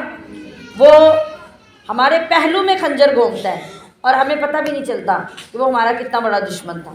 تو منافق بھی تو یہی کرتے تھے، حتیٰ کہ منافق تو آ کے مسجد میں حضور علیہ السلام کے پیچھے نمازیں بھی پڑھتے تھے، جمعہ بھی پڑھتے تھے، ان لوگوں کی مجلسوں میں بھی آ کے بیٹھتے تھے، اور چال ان کی یہ ہوتی تھی کہ مجلسوں میں بیٹھ کے ان کے سارے راز اور آپس میں ہونے والی میٹنگز کا سارا جو میتھڈ ہوتا تھا وہ معلوم کر کے لے جاتے اور جا کے کافروں کو بتاتے، اور جا کے پھر مذاق اڑاتے، کہتے کہ بھئی تم پریشان مت ہو، ہم تو اوپر اوپر سے مسلمانوں کو بیوقوف بناتے ہیں، ہم تو تمہارے ساتھ ہیں، ہم تو صرف ان کے ساتھ مذاق کرتے ہیں، تو ہم کوئی مسلمان نہیں۔ تو جب اس طرح دوغلا بندہ کسی کے ساتھ چلتا ہے، آپ سمجھ سکتے ہیں کہ وہ کتنا بڑا دھوکہ دیتا ہے۔ اس لیے اللہ نے فرمایا کہ لا تعلمونہم، یہ جو دوسرے لوگ ہیں نا وہ تمہیں میں رہتے ہیں لیکن تمہیں پتہ نہیں کہ وہ کون کون ہے۔ اسی طرح یہودی تھے، یہ بنو قریظہ، ان کے ساتھ تو معاہدے ہوئے تھے، لیکن اندر اندر جب یہ معاہدے کی خلاف ورزی کرتے، اوپر سے معافیہ مانگ لیتے، کتنا نقصان پہنچاتے۔ منافق اوپر سے مسلمانوں کے ساتھ کھاتے پیتے بیٹھتے، سفر کرتے، نمازیں پڑھتے، لیکن اندر جا کے خفیہ میٹنگز میں کہتے کہ ہم تو ان کے دشمن ہیں، ہم تمہارے ساتھ ہیں، تم فکر مت کرو، ہم تو صرف ان کے راز لینے کے لیے وہاں جاتے ہیں۔ تو اوپر سے یہ اپنی زبانوں سے لا الہ الا اللہ کہتے تھے لیکن اندر سے یہ کافر تھے۔ تو اللہ تبارک و تعالیٰ نے فرمایا اللہ یعلمہم، تم انہیں نہیں جانتے مگر اللہ ان کو جانتا ہے۔ اور آگے فرمایا کہ وَإِن جَنَحُوا لِلسَّلْمِ فَاجْنَحْ لَهَا وَتَوَكَّلْ عَلَى اللَّهِ، اگر یہ صلح کی طرف مائل ہوں تو تم بھی مائل ہو جاؤ، یعنی اگر وہ پیشکش کرے کہ صلح کر لیں تو تم ان کو رسپانس کرو، یعنی صلح طلب کرنے کے باوجود تم دشمنی پہ مت اڑو، وَتَوَكَّلْ عَلَى اللَّهِ، اور تم اللہ پر توکل رکھو کہ بے شک وہی سننے والا جاننے والا ہے۔ پچھلی آیت میں اللہ نے ہمیں کیا فرمایا مسلمانوں کو کہ تم ان کے لیے اپنے ہتھیار ہر وقت تیار رکھو، ہر وقت جنگ کی پوری تیاری رکھو، ان کو خوف زدہ کرنے کا سامان تمہارے پاس ہونا چاہیے۔ اب یہاں کیا حکم دیا جا رہا ہے کہ اگر وہ صلح کرنے کی پیشکش کریں تو تم ان کی صلح کی درخواست کو قبول کرو۔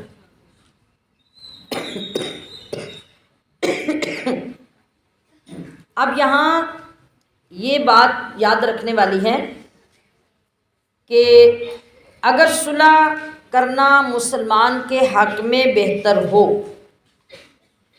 جو کافر یا مشرک یا منافق آپ سے صلح کرنے کی پیشکش کرتا ہے تو آپ دیکھ لیں کہ ایسے موقع پر ان سے صلح کرنا مسلمانوں کے حق میں بہتر ہے تو صلح کرنے کی کوشش کرنی چاہیے اور جائز ایسا کرنا۔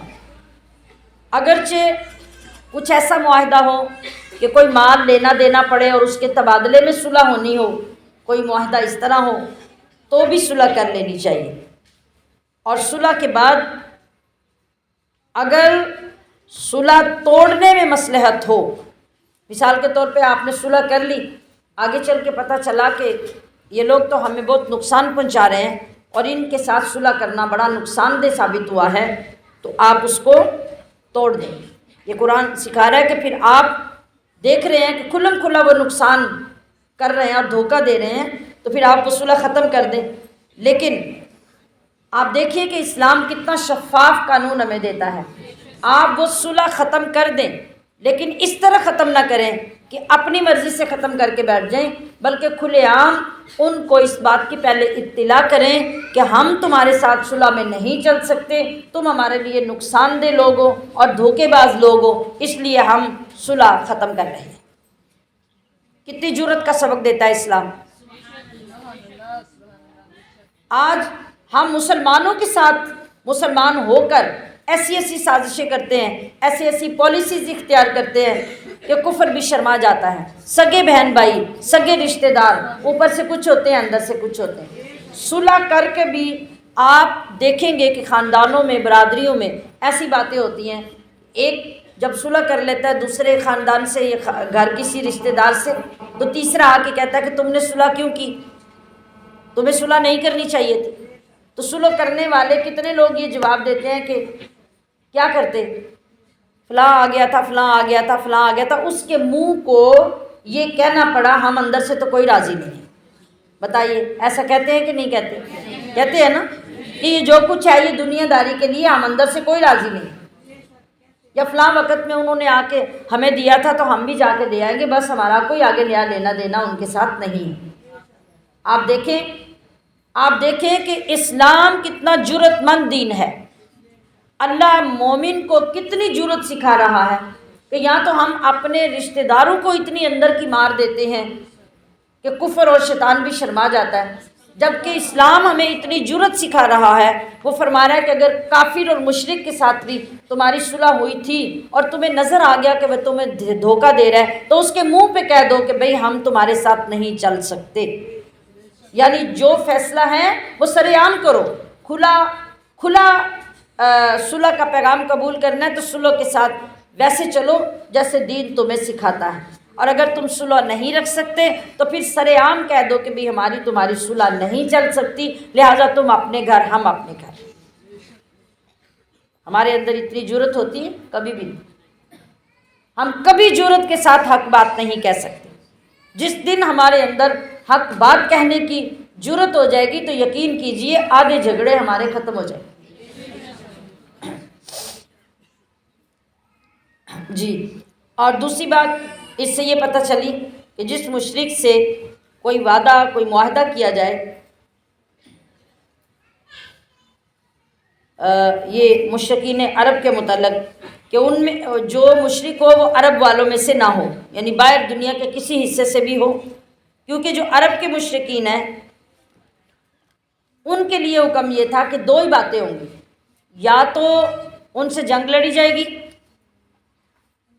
اور اگر وہ مسلمان نہیں ہوتے تو انہیں قتل کیا جائے گا، یا پھر وہ اسلام لے آئیں۔ یہ دو ہی باتیں تھیں۔ تیسری بات کہ وہ اپنی دونوں باتوں پہ قائم رہے، نہ اسلام لائیں اور نہ مسلمانوں کا بھلا چاہیں اور صلح کرنے کی کوشش کرے۔ تو اب ان سے صلح جو عرب کے مشرک ہیں ان سے نہیں ہوگی۔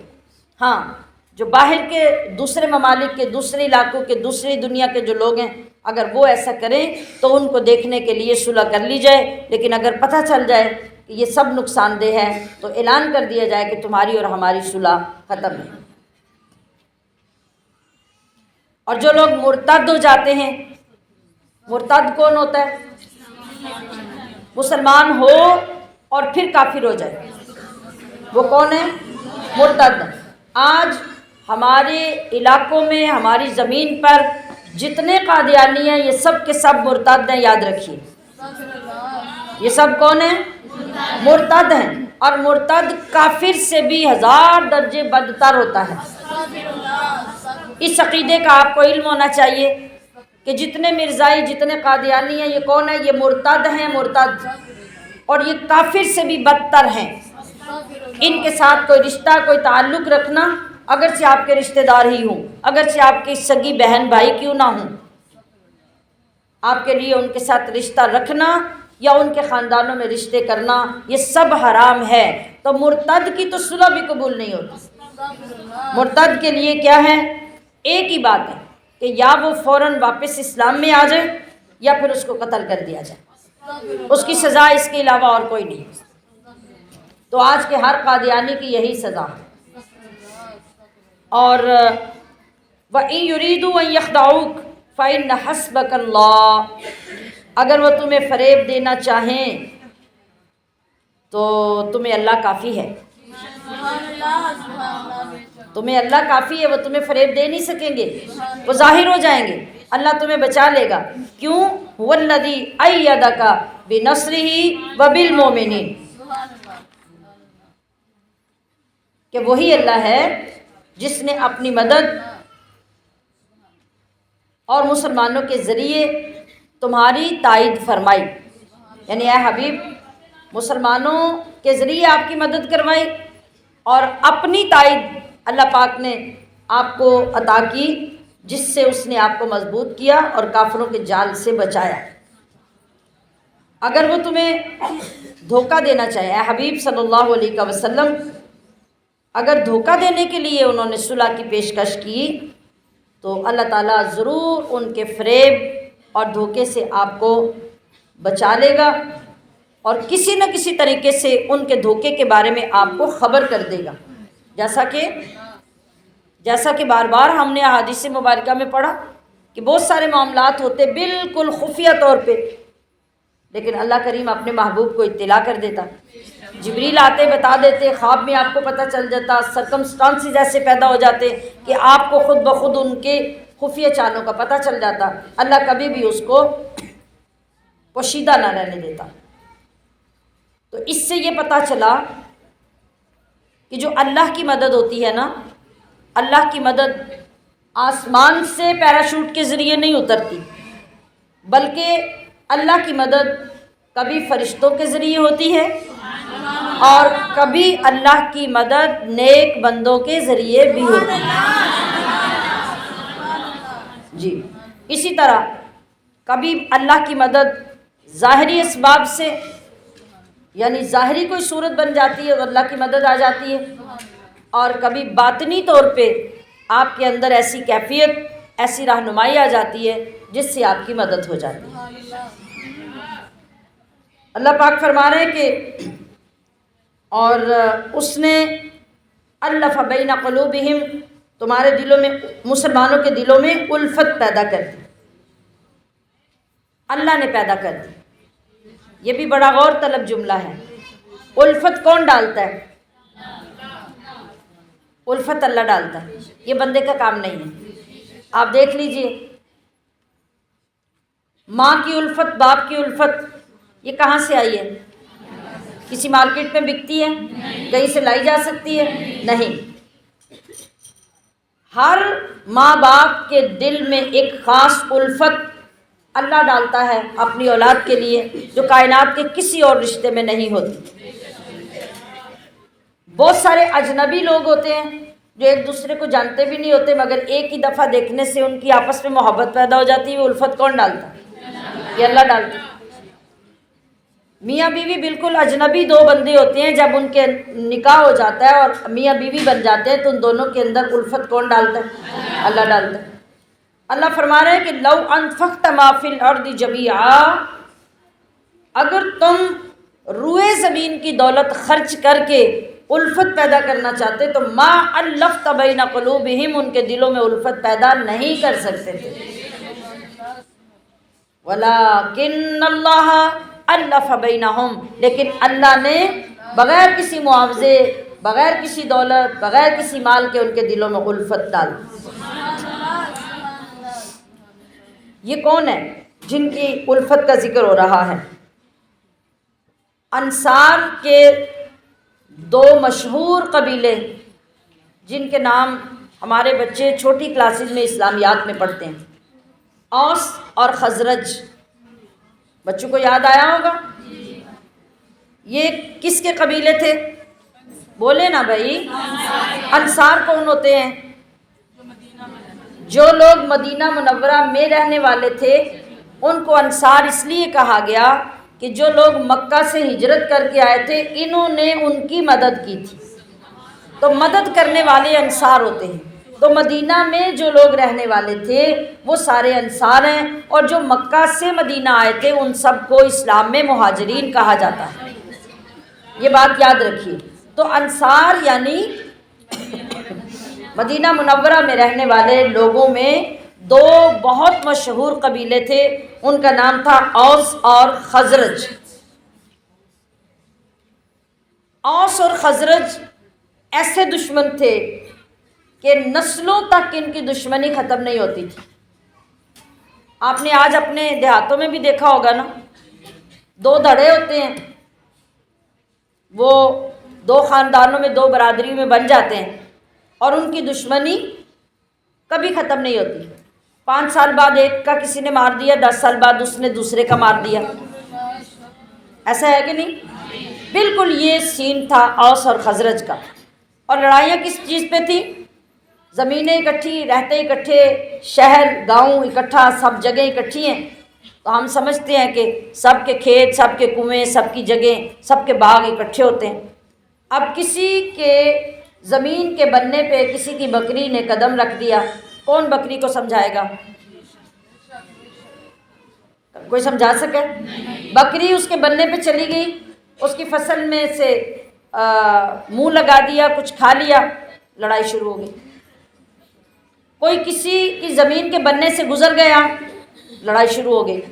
اور لڑائی کیا شروع ہوئی کہ پھر اتنی سی بات پہ ہزاروں سالوں سے ان کی لڑائیاں چلی آ رہی تھیں۔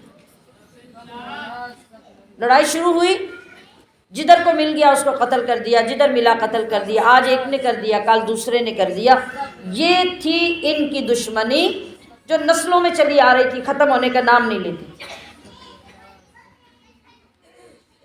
اب اتنے بڑے دشمن ہو چکے تھے آپس میں کہ اللہ نے فرمایا کہ تم روئے زمین کی ساری دولتیں خرچ کر کے ان میں محبتیں پیدا کرنا چاہتے تو نہیں کر سکتے تھے۔ ان کو ملانے کی ساری کوششیں بیکار ہو چکی تھیں، کوئی صورت نہیں تھی۔ ذرا ذرا سی بات میں نے کہا نا کہ بکری گزر گئی، بندہ گزر گیا، اس کے بننے سے کیوں گزرا، لڑائی شروع ہو گئی، اور پھر سال ہا سال تک جنگ رہتی۔ لیکن جب آئے آمینہ کے لال، جب آئے محمد عربی صلی اللہ علیہ وسلم، اور عرب کے لوگ آقا علیہ الصلوۃ والسلام پر ایمان لانے لگے تو انہوں نے ان قبیلوں نے بھی پھر آپ کی اتباع کی، آپ پر ایمان لا کے کلمہ پڑھا، تو ان لوگوں کی کلمہ پڑھنے سے، حضور پر ایمان لانے سے ان کی حالت بدل گئی، اور اس برکت سے اللہ نے ان دو قبیلوں کے دلوں میں الفت پیدا کر دی۔ اب وہ جو ان کی سینکڑوں سالوں کی عداوتیں اور دشمنیاں تھیں، میرے آقا کی آمد سے وہ محبتوں میں تبدیل ہو گئی۔ یہ حضور صلی اللہ علیہ وسلم کا وہ روشن معجزہ تھا جو آج تک دنیا کو اچھی طرح معلوم ہے کہ وہاں دنیا حیران تھی، لوگ حیران تھے کہ یہ کیسے ہو گیا جو بالکل کبھی ہونے والا نہیں تھا، لیکن صرف نبی کا کلمہ پڑھنے سے ان کے دل اللہ نے اس طرح بدل دیے۔ تو کیا پتہ چلا کہ مصطفیٰ کریم صلی اللہ تعالی علیہ وسلم کی محبت، یہ جملہ غور سے سماعت کیجئے، جس دل میں محبت مصطفیٰ آ جاتی ہے، جس دل میں آقا علیہ الصلوۃ والسلام کی سچی محبت پیدا ہو جاتی ہے، تو وہ محبت پھر مسلمانوں کو یوں جوڑنا شروع کر دیتی ہے۔ یہ ایک بہت بڑا پیغام ہے اس کے اندر۔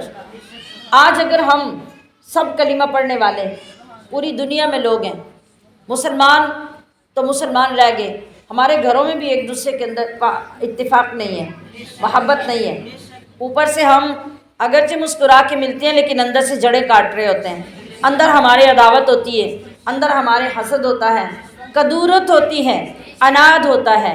یہ پتہ ہے کس بات کا ثبوت ہے؟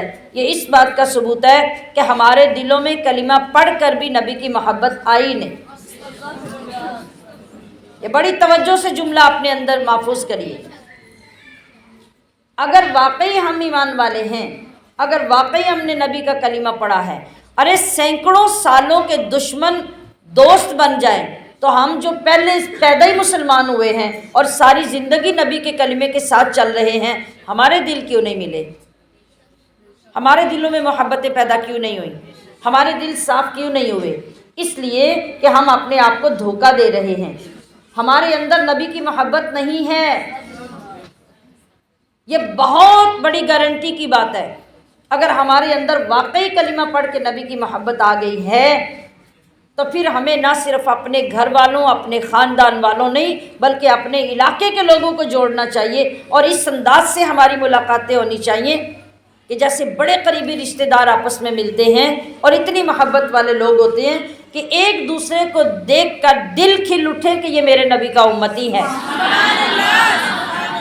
یہ وہ ہے جس نے میرے نبی کا کلمہ پڑھا ہے اور میں نے بھی اس نبی کا کلمہ پڑھا ہے۔ تو یہ بات ہمارے چہروں پہ اسمائل لے آئے، مسکراہٹ لے آئے، ہمارے دلوں کے اندر خوشی پیدا کر دے، ملاپ ہو جائے، الفت پیدا ہو جائے۔ دیکھ لیجئے کہ یہ اتنا بڑا میرے اور آپ کے آقا کا معجزہ ہے، لیکن ہماری بدبختی ہمیں کہاں لے جا رہی ہے؟ ہماری جہالت ہمیں کہاں کا سفر کروا رہی ہے؟ ہمارے دل کلمہ پڑھ کے بھی برباد کیوں ہیں، بے آباد کیوں ہیں؟ ہمارے اندر حسد اور عناد کوٹ کوٹ کے کیوں بھرا ہوا ہے؟ ہم اپنے دلوں کو صاف کیوں نہیں کرتے؟ خدا را ان محفلوں سے یہ سبق سیکھ لیجئے، اپنے دلوں کا جائزہ لے کر اپنے دلوں کو نبی کے قدموں میں پیش کر دیجئے کہ ہمارے دلوں میں اپنے نبی کی محبت آ گئی تو سب سے بڑی علامت یہ ہوگی کہ ہمارے اندر کسی کی دشمنی نہیں رہے گی، ہم ہر ایک کی بات برداشت کرنے کا حوصلہ پیدا کر لیں، کوئی جو بھی کرتا ہے کرتا رہے، ہم اس لیے برداشت کریں گے کہ میرے نبی نے برداشت کیا، ہم اس لیے اس کو سہ لیں گے کہ ہمارے نبی نے دشمنوں کی باتوں کو بھی سہ لیا، تو یہ تو پھر کلمہ گو ہے، تو مجھے سہ لینا چاہیے، مجھے برداشت کرنا چاہیے۔ لیکن جب تک ہمارے دل محبت رسول سے خالی رہے، یاد رکھیے ہمیں کچھ حاصل ہونے والا نہیں، یہ کلمے ہمیں کوئی فائدہ نہیں دیں گے۔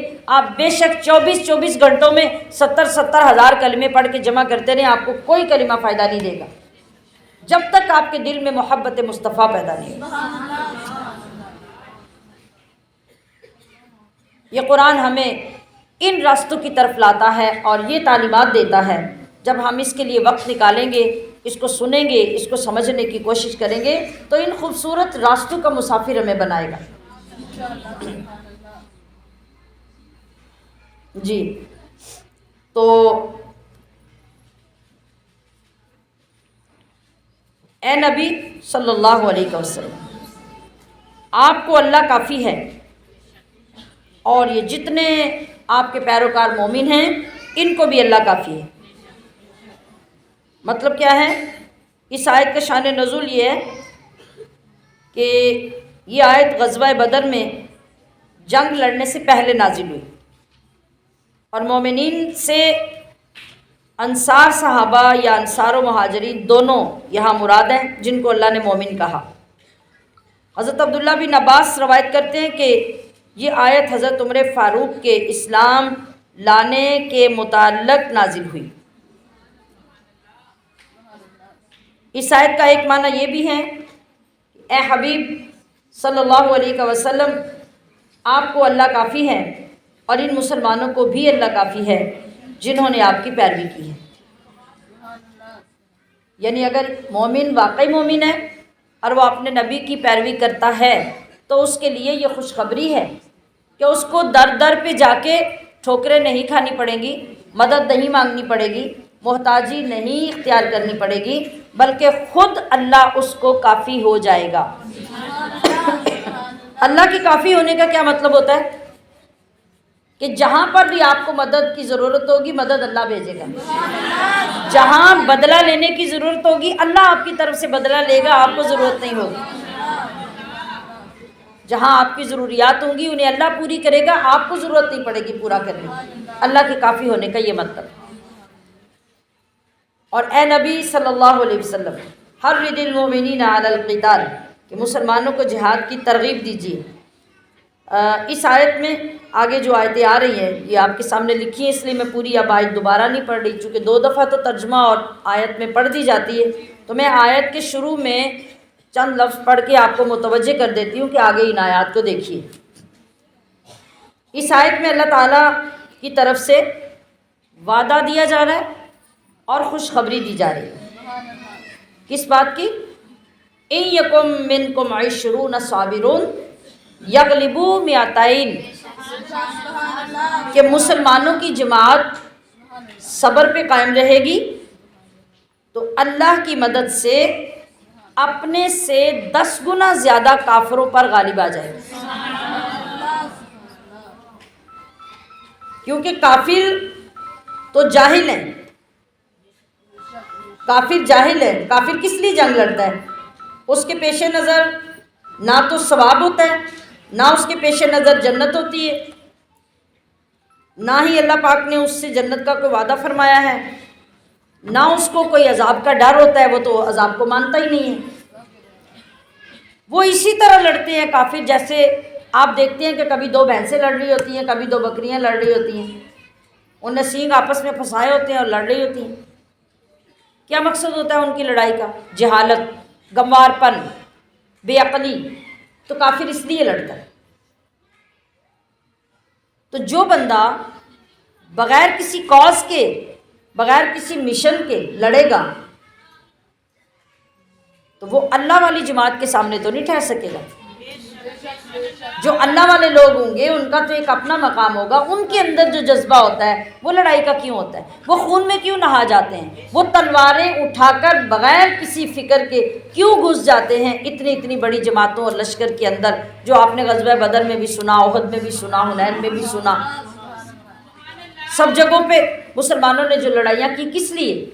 ان کو ان کے نبی نے یہ یقین دلا دیا تھا کہ جیسے ہی تمہاری گردن پہ تلوار لگے گی اور تم شہادت کی طرف قدم بڑھانے لگو گے تو تمہارے رب کا دیدار تمہارے سامنے ہوگا، رب کی رضا تمہیں نصیب ہوگی، اور تمہارا وہ مقام اور تمہارے وہ ناز ہوں گے کہ تمہارے جیسے لوگ جب جنت میں جائیں گے تو وہ جنت میں بھی وہ فرمائشیں کریں گے کہ جو جنتی کوئی نہیں کرے گا۔ تو مومن تو اس لیے لڑتا ہے، اس کے پیش نظر تو یہ ہوتا ہے، وہ اس لیے لڑتا ہے وہ سب کچھ ساری کشتیاں جلا کے جاتا ہے میدان جنگ میں، اور طلب کرتا ہے کہ یا اللہ کاش میں واپس نہ آؤں۔ کوئی کافر بھی کبھی یہ خواہش کرتا ہے؟ کبھی نہیں۔ تو بخاری شریف کی حدیث میں ہے کہ جب یہ آیت کریمہ نازل ہوئی تو مسلمانوں پہ فرض کر دیا گیا کہ مسلمان کا ایک آدمی 10 کے سامنے جا کے کھڑا ہو تو وہ بھاگے نہیں۔ پھر اس کے بعد اللہ تعالیٰ نے تخفیف کی، جیسے اگلی آیت میں آ رہا ہے کہ الآن خفف اللہ عنکم، اب اللہ نے تمہارے لیے تخفیف کر دی۔ پہلے یہ تھا کہ 10 بندوں سے ایک ایک مومن لڑے، جب وہ توکل کے ساتھ ثابت قدمی کے ساتھ لڑے گا تو اللہ اس کو ناکام نہیں ہونے دے گا۔ پھر آگے چل کے کہا کہ 100 مجاہد 200 لوگوں کے مقابلے میں قائم رہیں، یعنی اب یہ دگنی تعداد ہوگی، ایک کے مقابلے میں 2، ایک کے مقابلے میں 2، ایک کے مقابلے میں 2۔ 10 گنا سے مقابلہ جو تھا اس کی فرضیت منسوخ کر کے 2 گنا کے مقابلے میں قائم کر دی گئی، اور فرما دیا گیا کہ 2 کے مقابلے سے ایک مومن کا بھاگنا ممنوع ہے۔ اس سے یہ پتہ چلا کہ جہاد مومن کے لیے کتنی بڑی عبادت ہے، کہ اللہ رب العزت کس کس انداز سے ایمان والوں کو جہاد کی رغبت دلا رہا ہے۔ یعنی ہر طریقے سے ایمان والوں کو جہاد کی رغبت دلانا جائز ہے، خواہ انہیں اعلیٰ تنخواہ، اعلیٰ سیلری کا وعدہ دیا جائے، خواہ انہیں بڑی مراعات، بڑی آسائشیں، بڑی فیسلٹیز کا بتا کر یا دے کر ان کو جہاد کے لیے تیار کیا جائے، خواہ ان کی بیوی بچوں کے اخراجات اور ان کی پرورش کے پیکیجز دے کر ان کو جہاد کے لیے تیار کرنے کی ضرورت پڑ جائے تو کیا جائے۔ مطلب یہ ہے کہ ہر لحاظ سے مومن کو جہاد کی ترغیب دینا ضروری ہے اور اسے تیار کرنا چاہیے۔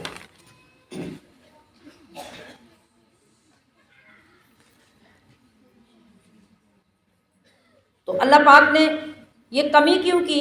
10 سے 2 پر کیوں لے آیا؟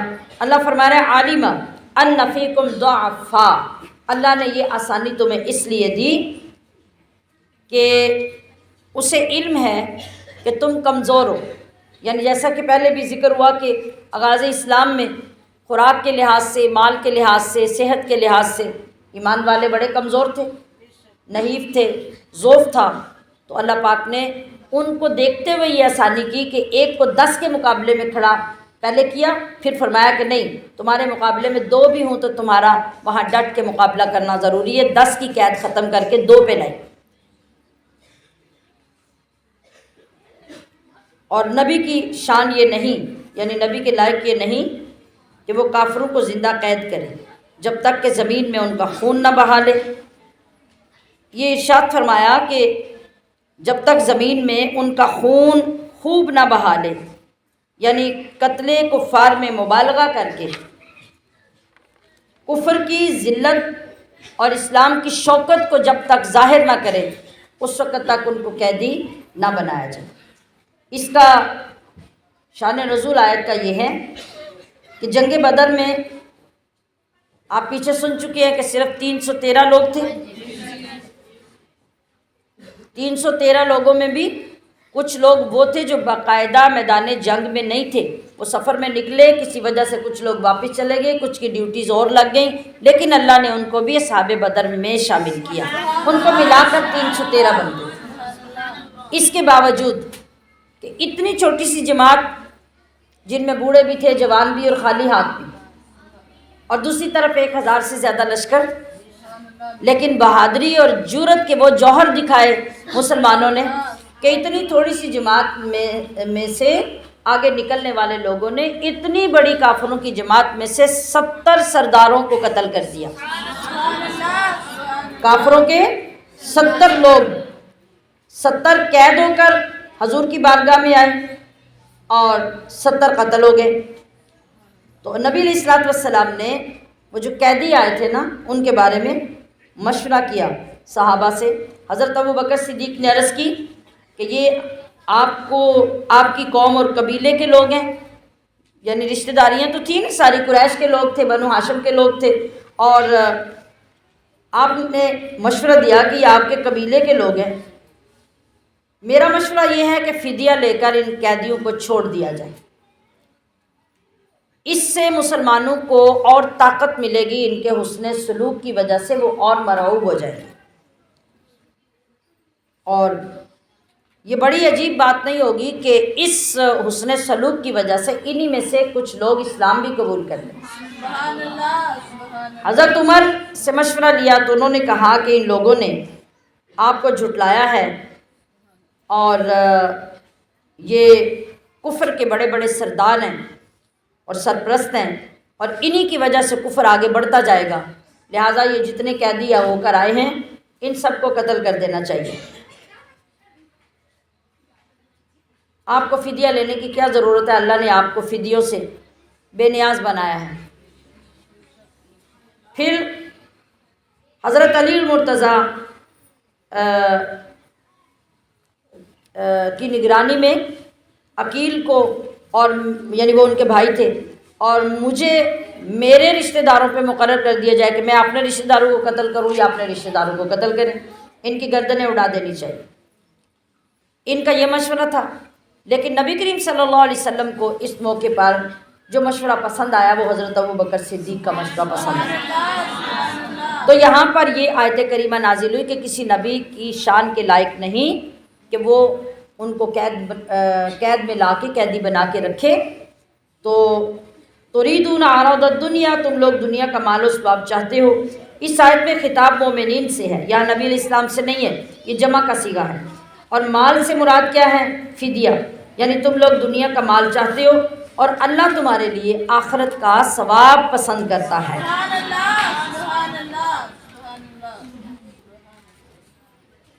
تو حضرت عبداللہ بن عباس نے فرمایا کہ یہ حکم صرف بدر کی جنگ کے لیے تھا، جبکہ مسلمان بہت تھوڑے سے تھے۔ پھر جب مسلمانوں کی تعداد آگے چل کے زیادہ ہو گئی، اللہ کے فضل سے مسلمان مضبوط ہو گئے،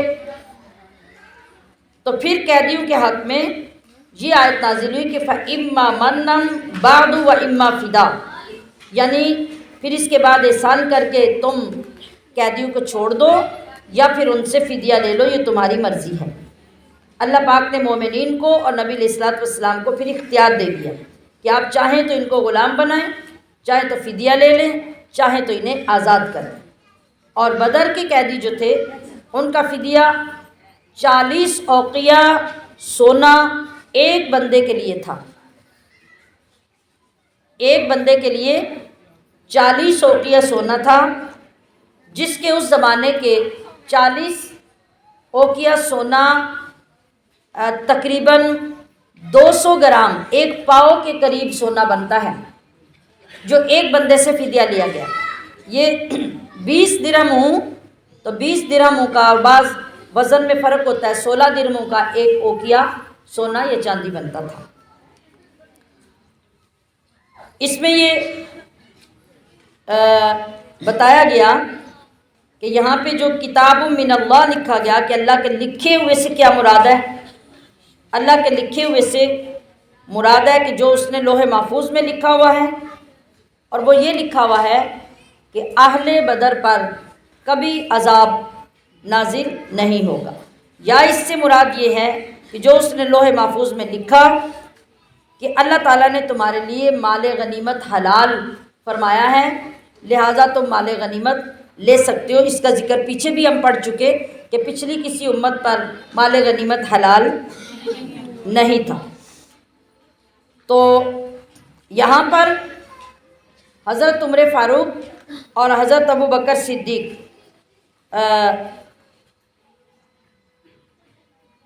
ان کی شان ظاہر ہوئی کہ بہت سارے مقامات ایسے آئے کہ جہاں پر حضرت عمر فاروق کی رائے، حضرت ابوبکر صدیق کی رائے جب حضور کی بارگاہ میں پیش ہوئی تو جیسی انہوں نے رائے دی اللہ نے ویسا قرآن نازل کر دیا،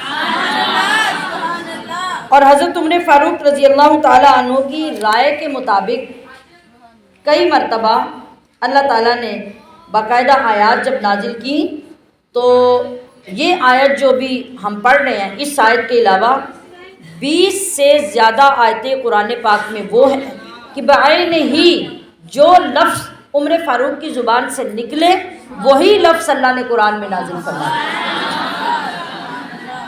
مثال کے طور پہ دیکھیے قرآن پاک میں ہے کہ وَاتَّخِذُوا مِن مَّقَامِ إِبْرَاهِيمَ مُصَلًّى، یہ مشہور آیت ہے نا کہ اللہ نے فرمایا کہ تم اے مسلمانوں ابراہیم کے کھڑے ہونے کی جگہ کو نماز کی جگہ بنا لو، نماز کا مقام بنا لو۔ وہ جو مقام ابراہیم مسجد حرام میں کعبے کے پاس لگا ہوا ہے، وہاں پہ حضرت ابراہیم علیہ السلام کے قدم مبارک کا نقش پتھر کے اندر۔ تو حضرت عمر فاروق رضی اللہ تعالی عنہ نے عرض کی کہ یا رسول اللہ کاش کہ یہ اتنی مقدس جگہ ہے مقام ابراہیم، تو ہم اس جگہ کو نماز کی جگہ بنا لیں۔ یہ خواہش حضرت عمر فاروق کے دل میں پیدا ہوئی، اس سے پہلے یہ کوئی حکم نہیں تھا اور نہ ہی وہاں پہ کھڑے ہو کے اس کے قریب نماز پڑھی جاتی۔ تو جب حضرت عمر فاروق نے اپنی خواہش حضور علیہ السلام کی بارگاہ میں پیش کی تو بالکل ہو بہو وہی لفظ اللہ نے قرآن میں نازل کر کے فرمایا وَاتَّخِذُوا مِن مَّقَامِ إِبْرَاهِيمَ مُصَلًّى۔ پھر اسی طرح پردے کے احکام اسلام میں نازل نہیں تھے، لیکن پردے کے احکام آنے سے پہلے جیسے باقی خواتین باہر نکلتی، حضور علیہ السلام کی ازواج مطہرات بھی باہر نکلتی، تو ہر بندہ جس طرح محلے داری ہوتی ہے، عام بندہ ہوتا ہے، کوئی آتا ہے کوئی جاتا ہے، عام لوگوں سے جس طرح سب گفتگو کرتے، ایسے حضور صلی اللہ علیہ وسلم کی ازواج مطہرات سے بھی لوگ گفتگو کرتے۔ حضرت عمر فاروق کی غیرت نے یہ گوارا نہ کیا کہ کائنات کے والی ہوں، نبیوں کے سردار ہوں، اللہ کے محبوب ہوں، اور آپ کی ازواج کو لوگ عام عورتیں سمجھ کر ان سے ہر کوئی بات کرتا پھرے۔ تو حضرت عمر فاروق کی غیرت نے یہ گوارا نہیں کیا، کہا کہ کاش اے اللہ کے حبیب، کاش آپ اپنی ازواج کو پردے کا حکم دیں، آپ حکم دیں کہ آپ کی ازواج عام عورتوں سے ممتاز رہیں، وہ عام عورتوں کی طرح باہر نہ جائیں بلکہ وہ پردے میں رہیں یا پردے کے ساتھ باہر نکلیں، تاکہ ہر نیک اور برا آدمی کھلے عام آسانی سے بلا تکلف ان سے بات نہ کر سکے۔ جب یہ رائے حضرت عمر فاروق نے دی تو رب ذوالجلال نے اپنے پاک کلام میں نازل فرما دیا کہ یا ایھا النبی قل لازواجک وبناتک ونساء المؤمنین یدنین علیہن من جلابیبہن۔ پھر اللہ نے وہ قرآن میں حکم نازل کیا جو عمر کہہ رہے تھے، کہا کہ اے حبیب آپ اپنی بیویوں، اپنی بیٹیوں اور تمام مسلمانوں کی عورتوں کو یہ فرما دیں، یہ حکم دے دیں، ان پہ فرض کر دیں کہ وہ اپنی چادروں کا ایک حصہ اپنے منہ پہ ڈالے رکھیں۔ یہ زیادہ قرب والی اور زیادہ اچھی بات ہے کہ ان کی پہچان ہو جائے۔ کیا پہچان ہو جائے؟ اس وقت لونڈیاں بھی ہوتی تھی نا، تو لونڈیوں کے ساتھ جب باہر وہ نکلتے تو نوجوان اور عیاش لوگ جو ہے وہ چھیڑ خانی بھی کرتے، ان کو ستاتے بھی۔ تو اللہ نے، اب ذرا میرا جملہ سنیے، اللہ نے آزاد مسلمان باوقار اور عزت والے خاندانوں کی عورتوں کی یہ پہچان کروائی کہ جو لونڈیاں ہوں گی، ذرا لفظ اپنے دل میں اتاریے گا، جو لونڈیاں ہوں گی وہ بے پردہ ہوں گی، اور جو عزت والے خاندانوں کی عورتیں ہوں گی وہ با پردہ ہوں گی۔ بہت بڑی بات میں نے آپ کو سنا دی۔ آج اگر آپ کہیں نا کسی کو لونڈی، کتنی بڑی گال ہے، گالی ہے کہ نہیں؟ اٹھ کے آپ کا گریبان پکڑ لے، تو نے مجھے لونڈی کہا۔ اب جواب دیں، اب بے پردہ پھرنے والی عورتیں مجھے جواب دیں۔ رب کہہ رہا ہے کہ جو لونڈیاں وہ ہیں جو بے پردہ ہیں، وہ لونڈیاں ہیں۔ وہ کسی چودھری کی بیوی ہو یا وزیر کی یا کسی سیٹھ کی، وہ لونڈی ہے۔ اس لیے کہ قرآن نے کہا کہ لونڈیوں پہ پردہ نہیں، جو کسی عزت والے خاندان کی بیٹی بہن اور ماں ہے یا کسی باوقار گھر کی بیٹی بہن بیوی ہے، اور مسلمان آزاد عورت ہے، اس کی شان کیا ہے؟ اس کی شان یہ ہے کہ جب باہر نکلے گی تو اس کی شان اس سے پہچانی جائے گی کہ اس کے چہرے پہ پردہ ہو، اور جو کنیز ہوگی، جو لونڈی ہوگی، جو نوکرانی ہوگی، اس کی پہچان یہ ہوگی کہ اس پہ پردہ فرض کیا ہی نہیں، تاکہ لوگوں کے اندر پہچان رہے، اور اس پہچان کی وجہ سے کوئی اوباش آدمی کسی باوقار خاندان کی عورت کو چھیڑے نہ، اسے تنگ نہ کرے۔ اور ان لونڈیوں اور آزاد عورتوں میں فرق واضح کر دیا۔ گھر بیٹھ کے ذرا آرام سے سوچئے گا، جا کے غور کیجیے گا۔ تو یہ کس کی رائے تھی؟ یہ حضرت عمر فاروق کی رائے تھی۔ اللہ نے قرآن نازل کیا۔ میں نے اب ساری آیات تو نہیں پڑھ سکتی، لیکن میں نے یہ بتا دیا کہ 20 سے زیادہ آیتیں اسی طرح حضرت عمر فاروق نے آ کے حضور کی بارگاہ میں عرض کیا کہ میرا یہ دل چاہتا ہے، میری غیرت یہ کہتی ہے، میرا ایمان یہ کہتا ہے، ایسے ہونا چاہیے، ایسے ہونا چاہیے۔ رب ویسے ویسے قرآن نازل کرتا ہے۔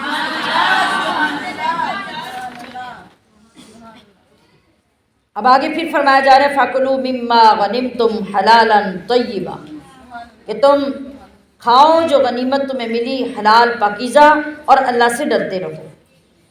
پچھلی آیت میں اللہ تعالیٰ نے جو نبی علیہ الصلوۃ والسلام کو فدیے لینے کا حکم دیا، تو نبی علیہ الصلوۃ والسلام کے صحابہ نے جو فدیے لیے تھے ان سے اب پچھلی آیت آنے پہ ہاتھ روک لیے۔ اس پر یہ آیت کریمہ نازل ہوئی کہ جو مال غنیمت تمہیں دیا گیا ہے تم اسے کھا سکتے ہو، اسے کھاؤ کہ وہ تمہارے لیے حلال ہے، تمہارے لیے حلال کیا گیا ہے۔ اور یہی بات نبی علیہ الصلوۃ والسلام نے اسی موقع پہ فرمائی تھی کہ مال غنیمت میری امت پر اور مجھ پر حلال کیا گیا، اس سے پہلے کسی امت پر حلال نہیں کیا۔ یا ایھا النبی قل لمن فی ایدیکم من الاسریٰ، کہ اے نبی جو قیدی تمہارے ہاتھ میں ہیں ان سے فرمائیے کہ اگر اللہ نے تمہارے دلوں میں بھلائی جانی تو جو تم سے لیا گیا ہے اس سے بہتر تمہیں عطا کرے گا۔ یعنی جب اتنا سونا یا اس سونے کے برابر فدیہ ان لوگوں سے لیا گیا نا جو قیدی بن کے آئے تھے کافر ہو کے، تو ان کے بارے میں آیت کریمہ جو نازل ہوئی تو خاص حضور نبی کریم صلی اللہ علیہ وسلم کے چچا حضرت عباس بن عبد المطلب کے لیے یہ آیت نازل ہوئی۔ یہ بڑا دلچسپ واقعہ ہے۔ حضور نبی علیہ الصلوۃ والسلام کے یہ چچا تھے، اور آپ کو پتہ ہے کہ آپ صلی اللہ علیہ وسلم کا سارا خاندان بڑے سرداروں کا خاندان تھا، تو اب یہ بھی ان بڑے سرداروں میں سے تھے۔ میں نے کل کی تفسیر میں بتایا تھا کہ جتنے بڑے بڑے سردار تھے کافروں کے، انہوں نے اپنے ذمے پورے لشکر کی دعوتیں بدر میں لی تھی، اور 10 اونٹ ایک دن ایک بندہ ذبح کر کے سارے لشکر کی ضیافتیں کرتا، تو انہوں نے بھی وہ ذمہ لیا ہوا تھا، حضرت عباس نے بھی ایمان لانے سے پہلے۔ تو وہ خرچ کرنے کے لیے ظاہر ہے اونٹ خریدیں گے، کھلائیں گے، ضیافت پکائیں گے تو پیسہ ہی لگے گا نا، تو اس کے لیے وہ اپنا بہت سارا سونا، 20 اوقیہ سونا، اتنے جو میں نے پہلے ذکر کیا، وہ ساتھ لے کے گئے ہوئے تھے۔ لیکن جس دن انہوں نے کھانا کھلانا تھا نا، ان کی باری تھی، اس دن جنگ ہو گئی۔ جب جنگ ہو گئی تو ڈیفینیٹلی اس دن کھانا کھلانے کی تو مہلت ہی نہیں ملی۔ اب جب جنگ ہوئی تو حضرت عباس بھی ان لوگوں میں قید ہو کر نبی علیہ الصلوۃ والسلام کے پاس آئے، حضور کے سگے چچا۔ تو جس وقت وہ گرفتار ہوئے اور یہ سونا ان سے لے لیا گیا جو ان کے پاس 20 اوقیہ سونا تھا، انہوں نے کہا کہ یہ سونا ان کے فدیے میں شمار کر لیا جائے، یعنی وہ تو مال غنیمت میں لے لیا تھا نا پہلے، جیسے باقی لوگوں کا مال غنیمت جمع ہو گیا، جو ان کے مال میں سونا تھا وہ بھی لے لیا۔ اب جب قید ہو گئے تو قیدیوں نے تو اپنا الگ فدیہ دینا تھا نا، تو جب ان سے فدیہ مانگا گیا تو انہوں نے کہا کہ میرا وہ جو 20 اوقیہ سونا تھا نا، 40 اوقیہ سونا، وہ میرا اس میں رکھ لیا جائے۔ نبی کریم صلی اللہ علیہ وسلم نے انکار کیا۔ آپ نے ارشاد فرمایا کہ جو چیز ہماری مخالفت میں تم صرف کرنے کے لیے لائے تھے وہ چھوڑی نہیں جائے گی کہ وہ چھوڑ کے دی جائے اور پھر اپنا فدیہ آپ جمع کروا دیں، یہ نہیں ہوگا۔ حضرت عباس پر ان کے دونوں بھتیجے جو تھے، حضرت علی کے ایک بھائی تھے عقیل، وہ بھی قید ہو کے آئے تھے، اور ایک حضرت حارث جو نبی علیہ السلام کے چچا تھے، ان کے بیٹے نوفل تھے، یہ بھی قید ہو کر آئے تھے۔ تو یہ چونکہ ان دونوں بھتیجوں کے چچا تھے حضرت عباس، ان دونوں کا فدیہ بھی ان کے اوپر ڈالا گیا کہ وہ آپ کی اولاد ہے، آپ کے بھتیجے، آپ ان کا فدیہ بھی دیں اور اپنا بھی دیں اگر آپ قید سے رہا ہونا چاہتے ہیں۔ اب ذرا یہ ذہن میں رکھنا کہ یہ کائنات کے والی ہیں، اور ادھر کافروں میں قید ہو کے آنے والے آپ کے سگے چچا ہیں، اور دو سگے کزن ہیں آپ کے، دو چچاؤں کے دو بیٹے ہیں، ایک عقیل اور ایک نوفل۔ اب آپ دیکھیں گے کہ یہاں عدل کیسا ہوگا، یہاں انصاف کیسا ہوگا، یہاں کوئی رعایت نہیں ہوگی کہ یہ سگے چچا ہیں تو رعایت ہو جائے، وہ چچا کے بیٹے ہیں تو رعایت ہو جائے گا۔ یہ عدل نبی علیہ السلام پوری کائنات کے لیے لے کر آئے ہیں۔ اچھا، آپ نے جب یہ فرمایا کہ ان کا فدیہ بھی آپ پہ ہے، تو حضرت عباس نے عرض کیا، بعد میں تو یہ ایمان لے آئے تھے اور آپ کے محبوب ترین چچا تھے حضرت عباس، تو انہوں نے کہا کہ اے محمد صلی اللہ علیہ وسلم، تم مجھے اس حال میں چھوڑو گے کہ میں اتنا کنگال ہو جاؤں سب کے فدیے دے کے کہ بعد میں پھر میں قریشیوں سے مانگ مانگ کے کھاؤں، پھر میں اتنی بری حالت میں زندگی بسر کروں؟ آپ علیہ الصلوۃ والسلام نے ارشاد فرمایا، یعنی حضرت عباس یہ شو کرنا چاہ رہے تھے کہ میرے پاس تو جو کچھ تھا یہی تھا، اگر میں نے دے دیا اور جو تھوڑا بہت کچھ اور ہے اگر میں وہ بھی دے دوں گا تو پھر میری باقی زندگی، آپ یہ چاہتے ہیں کہ میں مسکینی میں اور فقیری میں لوگوں سے مانگ مانگ کے زندگی گزاروں؟ اب جو نبی علیہ الصلوۃ والسلام نے آگے سے جواب دیا وہ سنیے۔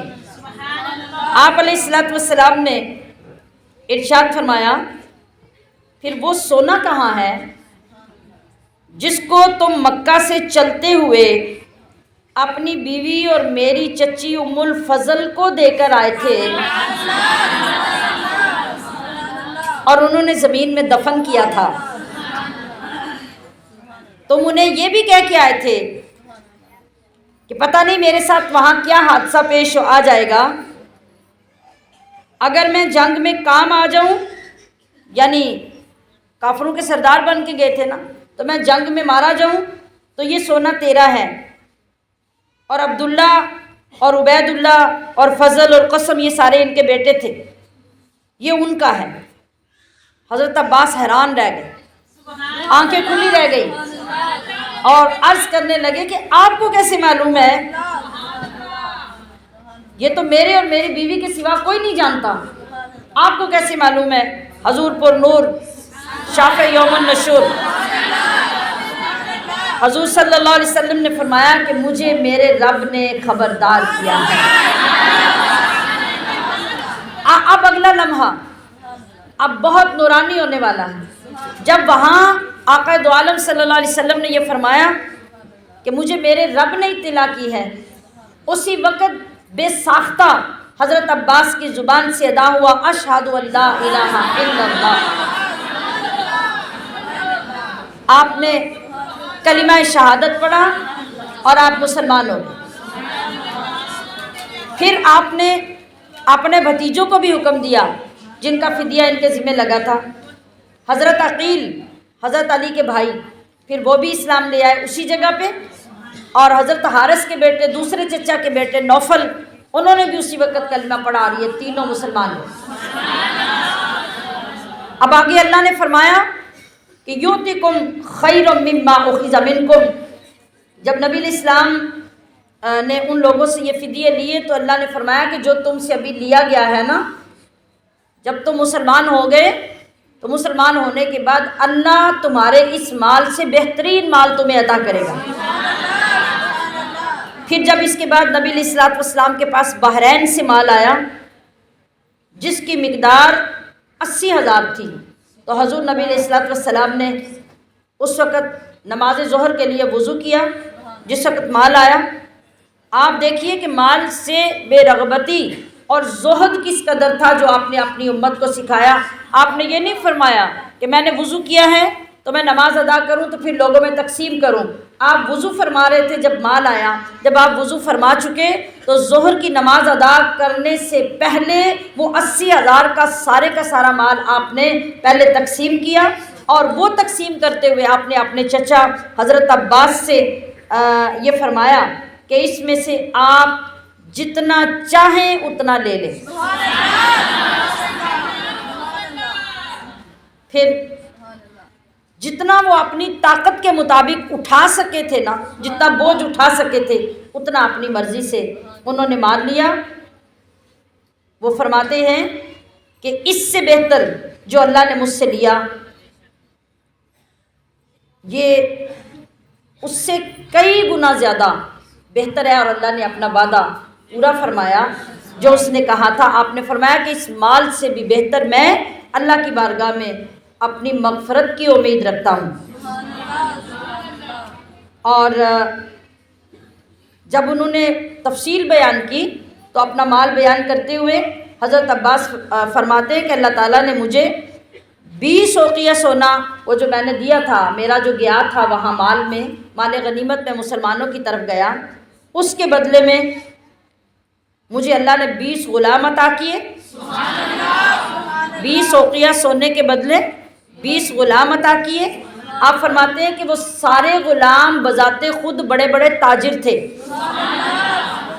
اور بہت سارا مال ہر تاجر غلام کما کے لاتا اور وہ مال مجھے دیتا، جس میں سے اس کی مقدار، ہر تاجر کے لائے ہوئے مال کی مقدار 20,000 درہم تھی۔ تو اللہ نے اپنا وعدہ کس شان سے پورا کیا، فرمایا کہ جو تم سے لیا تمہیں اس سے زیادہ بہتر عطا کرے۔ آگے اللہ فرما رہا ہے کہ اگر یہ لوگ آپ سے خیانت کرنا چاہیں تو یہ تو اس سے پہلے بھی خیانت کر چکے ہیں، جس پر اس نے اتنے تمہارے قابو میں دے دیے۔ اللہ جاننے والا، حکمت والا ہے۔ یہ کافروں کی خیانت کا ذکر ہوا ہے، اس سے پہلے خیانت کر چکے ہیں۔ یہ کون سی خیانت تھی؟ ہر بندہ، میں نے پہلے بھی بتایا کہ اللہ کی بارگاہ میں الست بربکم کے جواب میں بلا قالوا شہدنا کہہ کے آیا ہوا ہے۔ عالم ارواح میں میں نے، آپ نے، ہمارے دادا، پردادا، سکر دادا، لکڑ دادا، پیچھے تک اور آگے قیامت تک آنے والی نسلوں میں ہر بندہ یہ اعلان کر کے، وعدہ کر کے آیا ہوا ہے۔ تو یہاں آ کے جو بھول گیا اس نے خیانت کی۔ وہ کہہ کے آیا نا کہ رب، ہمارا رب اللہ ہے اور تو ہی ہمارا رب ہے، یہاں آ کے کافر ہو گئے، مشرک ہو گئے، تو عہد توڑ دیا نا۔ تو یہاں اللہ وہ عہد یاد دلا رہا ہے۔ بے شک وہ جو ایمان لائے، جنہوں نے ہجرت کی، جہاد کیا اپنے مالوں اور اپنی جانوں سے اللہ کی راہ میں، اور وہ جنہوں نے مدد کی، جگہ دی، یہ کون ہے سب؟ یہ سارے ایک دوسرے کے اولیاء، دوست ہیں۔ اس آیت کا خلاصہ یہ ہے کہ اس میں پہلے 2 گروہوں کا یہ بیان کیا۔ یہ کون سے 2 گروہ ہیں؟ ایک ہے مہاجرین اول۔ یہ کون سے لوگ ہیں؟ یہ وہ ہیں جنہوں نے اللہ کے لیے اور اس کے رسول کی محبت میں اپنے گھر بار چھوڑے، مالوں اور جانوں سے جہاد کیا، یہ مہاجرین اول ہیں۔ دوسری جماعت ہے جنہوں نے جگہ دی اور مدد کی، یہ کون ہے؟ انصار مدینہ۔ یہ وہ لوگ ہیں جنہوں نے اپنے مکان، اپنی زمینیں، اپنے باغ، اپنے کاروبار، یہ سب آدھے آدھے کر کے آنے والے مسلمان مہاجرین کو دے دیے۔ اللہ پاک نے ان کے لیے فرمایا کہ یہ مہاجر انصار اور انصار مہاجر، یہ سارے ایک دوسرے کے جو دوست ہیں، اس کا مطلب ہے کہ یہ وارث ہیں، یعنی اس وقت جو سچویشن تھی اس کے مطابق اللہ پاک نے ایک دوسرے کا ان کو وارث بنایا، اپنی اپنی جائیدادیں جو انہوں نے ایک دوسرے کو دی۔ لیکن جب یہ سارے حالات اسٹیبلش ہو گئے، اسٹرانگ ہو گئے، مہاجرین نے اپنے اپنے کاروبار بنا لیے، اپنے بزنس ہو گئے یا مزدوریاں مل گئیں یا سب اپنی اپنی جگہ پہ سیٹ ہو گئے، پھر اللہ تبارک و تعالیٰ نے اس آیت کو منسوخ کر دیا اور قرآن پاک میں یہ آیت نازل فرمائی وَأُولُو الْأَرْحَامِ بَعْضُهُمْ أَوْلَىٰ بِبَعْضٍ۔ مطلب کیا ہے کہ جو قریبی رشتہ دار ہیں وہ ایک دوسرے کے وارث ہیں، اور اس کی پوری ڈیٹیل پیچھے ہم چوتھے پانچویں پارے میں ساری پڑھ چکے ہیں کہ کون کس کا وارث ہے، کون کس کا حقدار ہے، مرنے کے بعد کس کو کس کا ترکہ ملتا ہے، کس کو نہیں ملتا۔ جب وہ آیت آ گئی تو پھر اس کی ضرورت چونکہ ختم ہو گئی تھی، اب حکم یہ ہے کہ اب اگر کوئی بندہ جو ان ورثاء کے علاوہ ہے جن کی لسٹ قرآن نے جاری کی ہے، تو مرنے والے کی جائیداد میں سے اس کو حصہ نہیں ملتا۔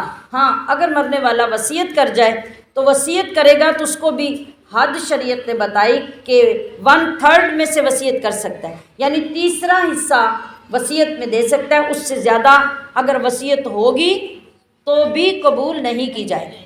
مثال کے طور پہ ایک بندہ اپنی اولاد سے تنگ ہے، میاں بیوی سے، بیوی میاں سے تنگ ہے، اور وہ تنگ آ کے یہ وصیت کر جاتے ہیں کہ میں مر جاؤں نا تو میرے مال میں سے ایک پیسہ بھی اس کو نہیں دینا، میری وصیت ہے کہ سارا مال مسجد کو دے دینا، مدرسے کو دے دینا، کسی غریب کو دے دینا۔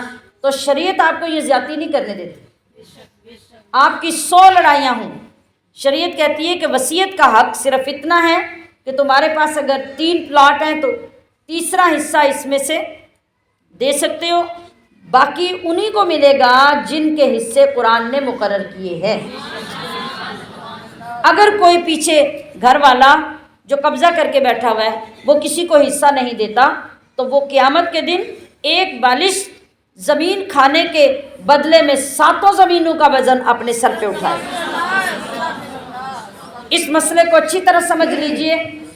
آج اگر ایک گھر میں ہے نا، باپ اگر فوت ہوا ہے تو اولاد اور بیوی کہتے ہیں کہ جو کچھ ہے ہمارا ہی ہے، کسی کے آگے نام بھی نہ لینا کہ تمہارے باپ کا بینک بیلنس کتنا تھا، اس نے کتنے پلاٹ لیے ہوئے تھے، اور اس نے کون کون سا کاروبار شروع کیا ہوا تھا، ورنہ تمہارے چچے پھوپھیاں سارے آ جائیں گے حصے لینے۔ تو آپ یہ جو ظلم کر رہے ہیں آج دنیا میں کر لیں، لیکن قیامت میں ایک ایک بالشت کا حساب دینا ہے۔ مختلف صورتیں ہیں، مختلف رشتوں کے ہوتے ہوئے مختلف رشتہ دار حقدار ہیں۔ ایک آدمی مرا ہے، اس کے بھائی ہیں، اس کی بہنیں ہیں، اس کی اولاد نہیں ہے، اس کی صرف بیوی ہے، اس کے ماں باپ ہے، اس کا باپ ہے، اس کی اپنی ماں ہے، اس کی اپنی اولاد ہے یا نہیں ہے۔ ان ساری صورتوں میں اللہ نے الگ الگ سب کے حصے مقرر کیے ہیں، اور جب تک پیچھے والا ذمہ دار بندہ ان سب لوگوں کے حصے دیتا نہیں ہے وہ حرام کھا رہا ہے، وہ گناہ کر رہا ہے۔ ہاں اگر ان کے حصے نکال کر ان کو دے دیے جاتے ہیں، ان کو مالک بنا دیا جاتا ہے، پھر اگر کوئی بہن کوئی بھائی والدین یہ سمجھتے ہیں کہ بھئی اس کے بچے چھوٹے ہیں، اس کی بیوی کمزور ہو گئی ہے، پیچھے اس کو ضرورت ہے، ہم نے حصے لے کے کیا کرنے ہیں، یہ سارے ہماری طرف سے اس کے بیوی بچوں کے لیے ہیں، وہ دے دیتے ہیں، تو یہ ان کی طرف سے نیکی ہوگی۔ کوئی بندہ زبردستی مسلط ہو کر کسی کا حصہ کھائے گا تو قیامت میں حساب دینا بڑا مشکل ہوگا۔ سمجھ آ گئی؟ جب یہ حکم نازل ہو گیا تو پھر وہ جو انصار مہاجرین تھے اب وہ ایک دوسرے کے وارث شرعی طور پہ نہیں رہے۔ اور ایک بہت اہم مسئلہ یہ ہے کہ جب ہم کسی بچے کو گود لیتے ہیں تو یاد رکھیے کہ گود لیے جانے والے بچے کو وراثت سے کوئی حصہ نہیں ملتا۔ وہ آپ کا رشتہ دار ہو یا کہیں باہر سے آپ نے کوئی بچہ گود لیا ہو، آپ کی اولاد نہ بھی ہو، آپ کی اولاد نہ بھی ہو، پھر بھی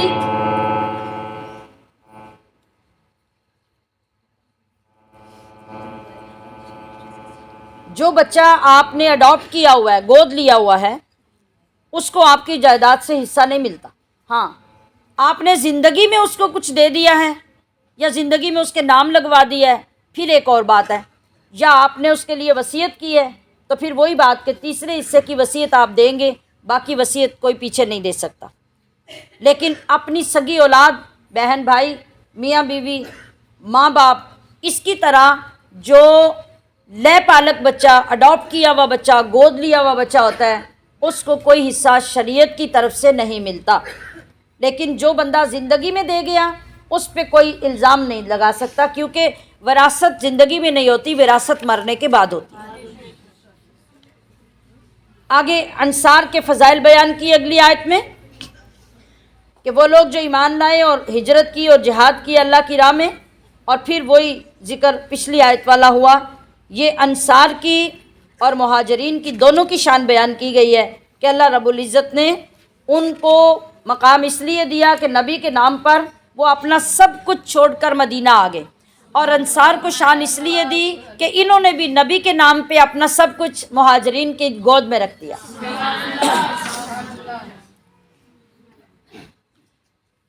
تو آج ہمارے لیے یہ اشد ضروری ہے، بلکہ نبی علیہ الصلوۃ والسلام کا فرمان ہے کہ ایمان کی نشانی انسان کے اندر یہ ہے کہ وہ انصار مدینہ سے محبت کرے۔ کوئی بندہ کسی بھی وجہ سے اگر انصار مدینہ سے منافقت کرتا ہے یا بغض رکھتا ہے تو وہ ایمان والا نہیں ہے، اس کا کامل ایمان کبھی نہیں ہو سکتا۔ اور وہ لوگ جو ایمان لائے اس کے بعد اور انہوں نے ہجرت کی اور جہاد کیا تمہارے ساتھ، فَأُولَٰئِکَ مِنکُم، تو وہ بھی تمہیں میں سے ہیں۔ ایک وقت میں ایمان کی علامت یہ تھی کہ اللہ نے جب جہاد فرض کیا تو ہر ایک پر جہاد کرنا فرض تھا، ہجرت کا حکم آیا تو ہر ایک کے لیے ہجرت کرنا لازم تھا، تو جو لوگ ہجرت نہ کر سکے ان کا ایمان معتبر نہیں مانا گیا۔ یہ اس وقت سچویشن تھی جب مسلمان سخت تنگی کے عالم میں تھے۔ آگے چل کر تو یہ حکم ختم ہو گیا، اب اللہ یہ فرما رہا ہے کہ جن لوگوں نے تمہارے بعد ہجرت کی، یعنی ہجرت کے کئی طبقے ہیں، میں نے ابھی پیچھے بھی بتایا، مہاجرین اولین بھی ہیں اور اصحاب ہجرتین بھی ہیں، ہجرت ثانیہ والے لوگ بھی ہیں۔ مہاجرین، سب سے پہلی مہاجرین کون ہیں؟ جنہوں نے حبشہ کی طرف ہجرت کی۔ پھر ہجرت ثانیہ والے کون ہیں؟ جنہوں نے مدینہ میں ہجرت کی۔ اور اصحاب ہجرتین کون ہیں؟ جنہوں نے پہلے حبشہ کی طرف ہجرت کی اور بعد میں مدینہ بھی ہجرت کی۔ یہ دو ہجرتوں والے لوگ ہیں۔ تو اللہ رب العزت نے اسی کے مطابق ان لوگوں کو شان عطا فرمائی، مقام عطا کیے، اور ان لوگوں کو ہمارے ایمان کا حصہ بنایا۔ ذرا غور اس بات پہ کیجئے کہ یہ بھی انسان ہے، یہ بھی انسان ہے جن کا تذکرہ کرنے کے لیے ہم قرآن کھول کے بیٹھے، جن کی ایک ایک ادا، جن کا ایک ایک کام، جن کی ایک ایک بات، جن کا ایک ایک جملہ رب کریم نے قرآن میں درج کر دیا، آج ہم ان کو پڑھنے کے لیے، ان کو جاننے کے لیے قرآن کے محتاج ہیں۔ اور ایک ہم ہیں، ہم بھی مسلمان ہیں نا، ہم بھی اپنے آپ کو ایمان والا کہلاتے ہیں۔ ہمارا حال کیا ہے؟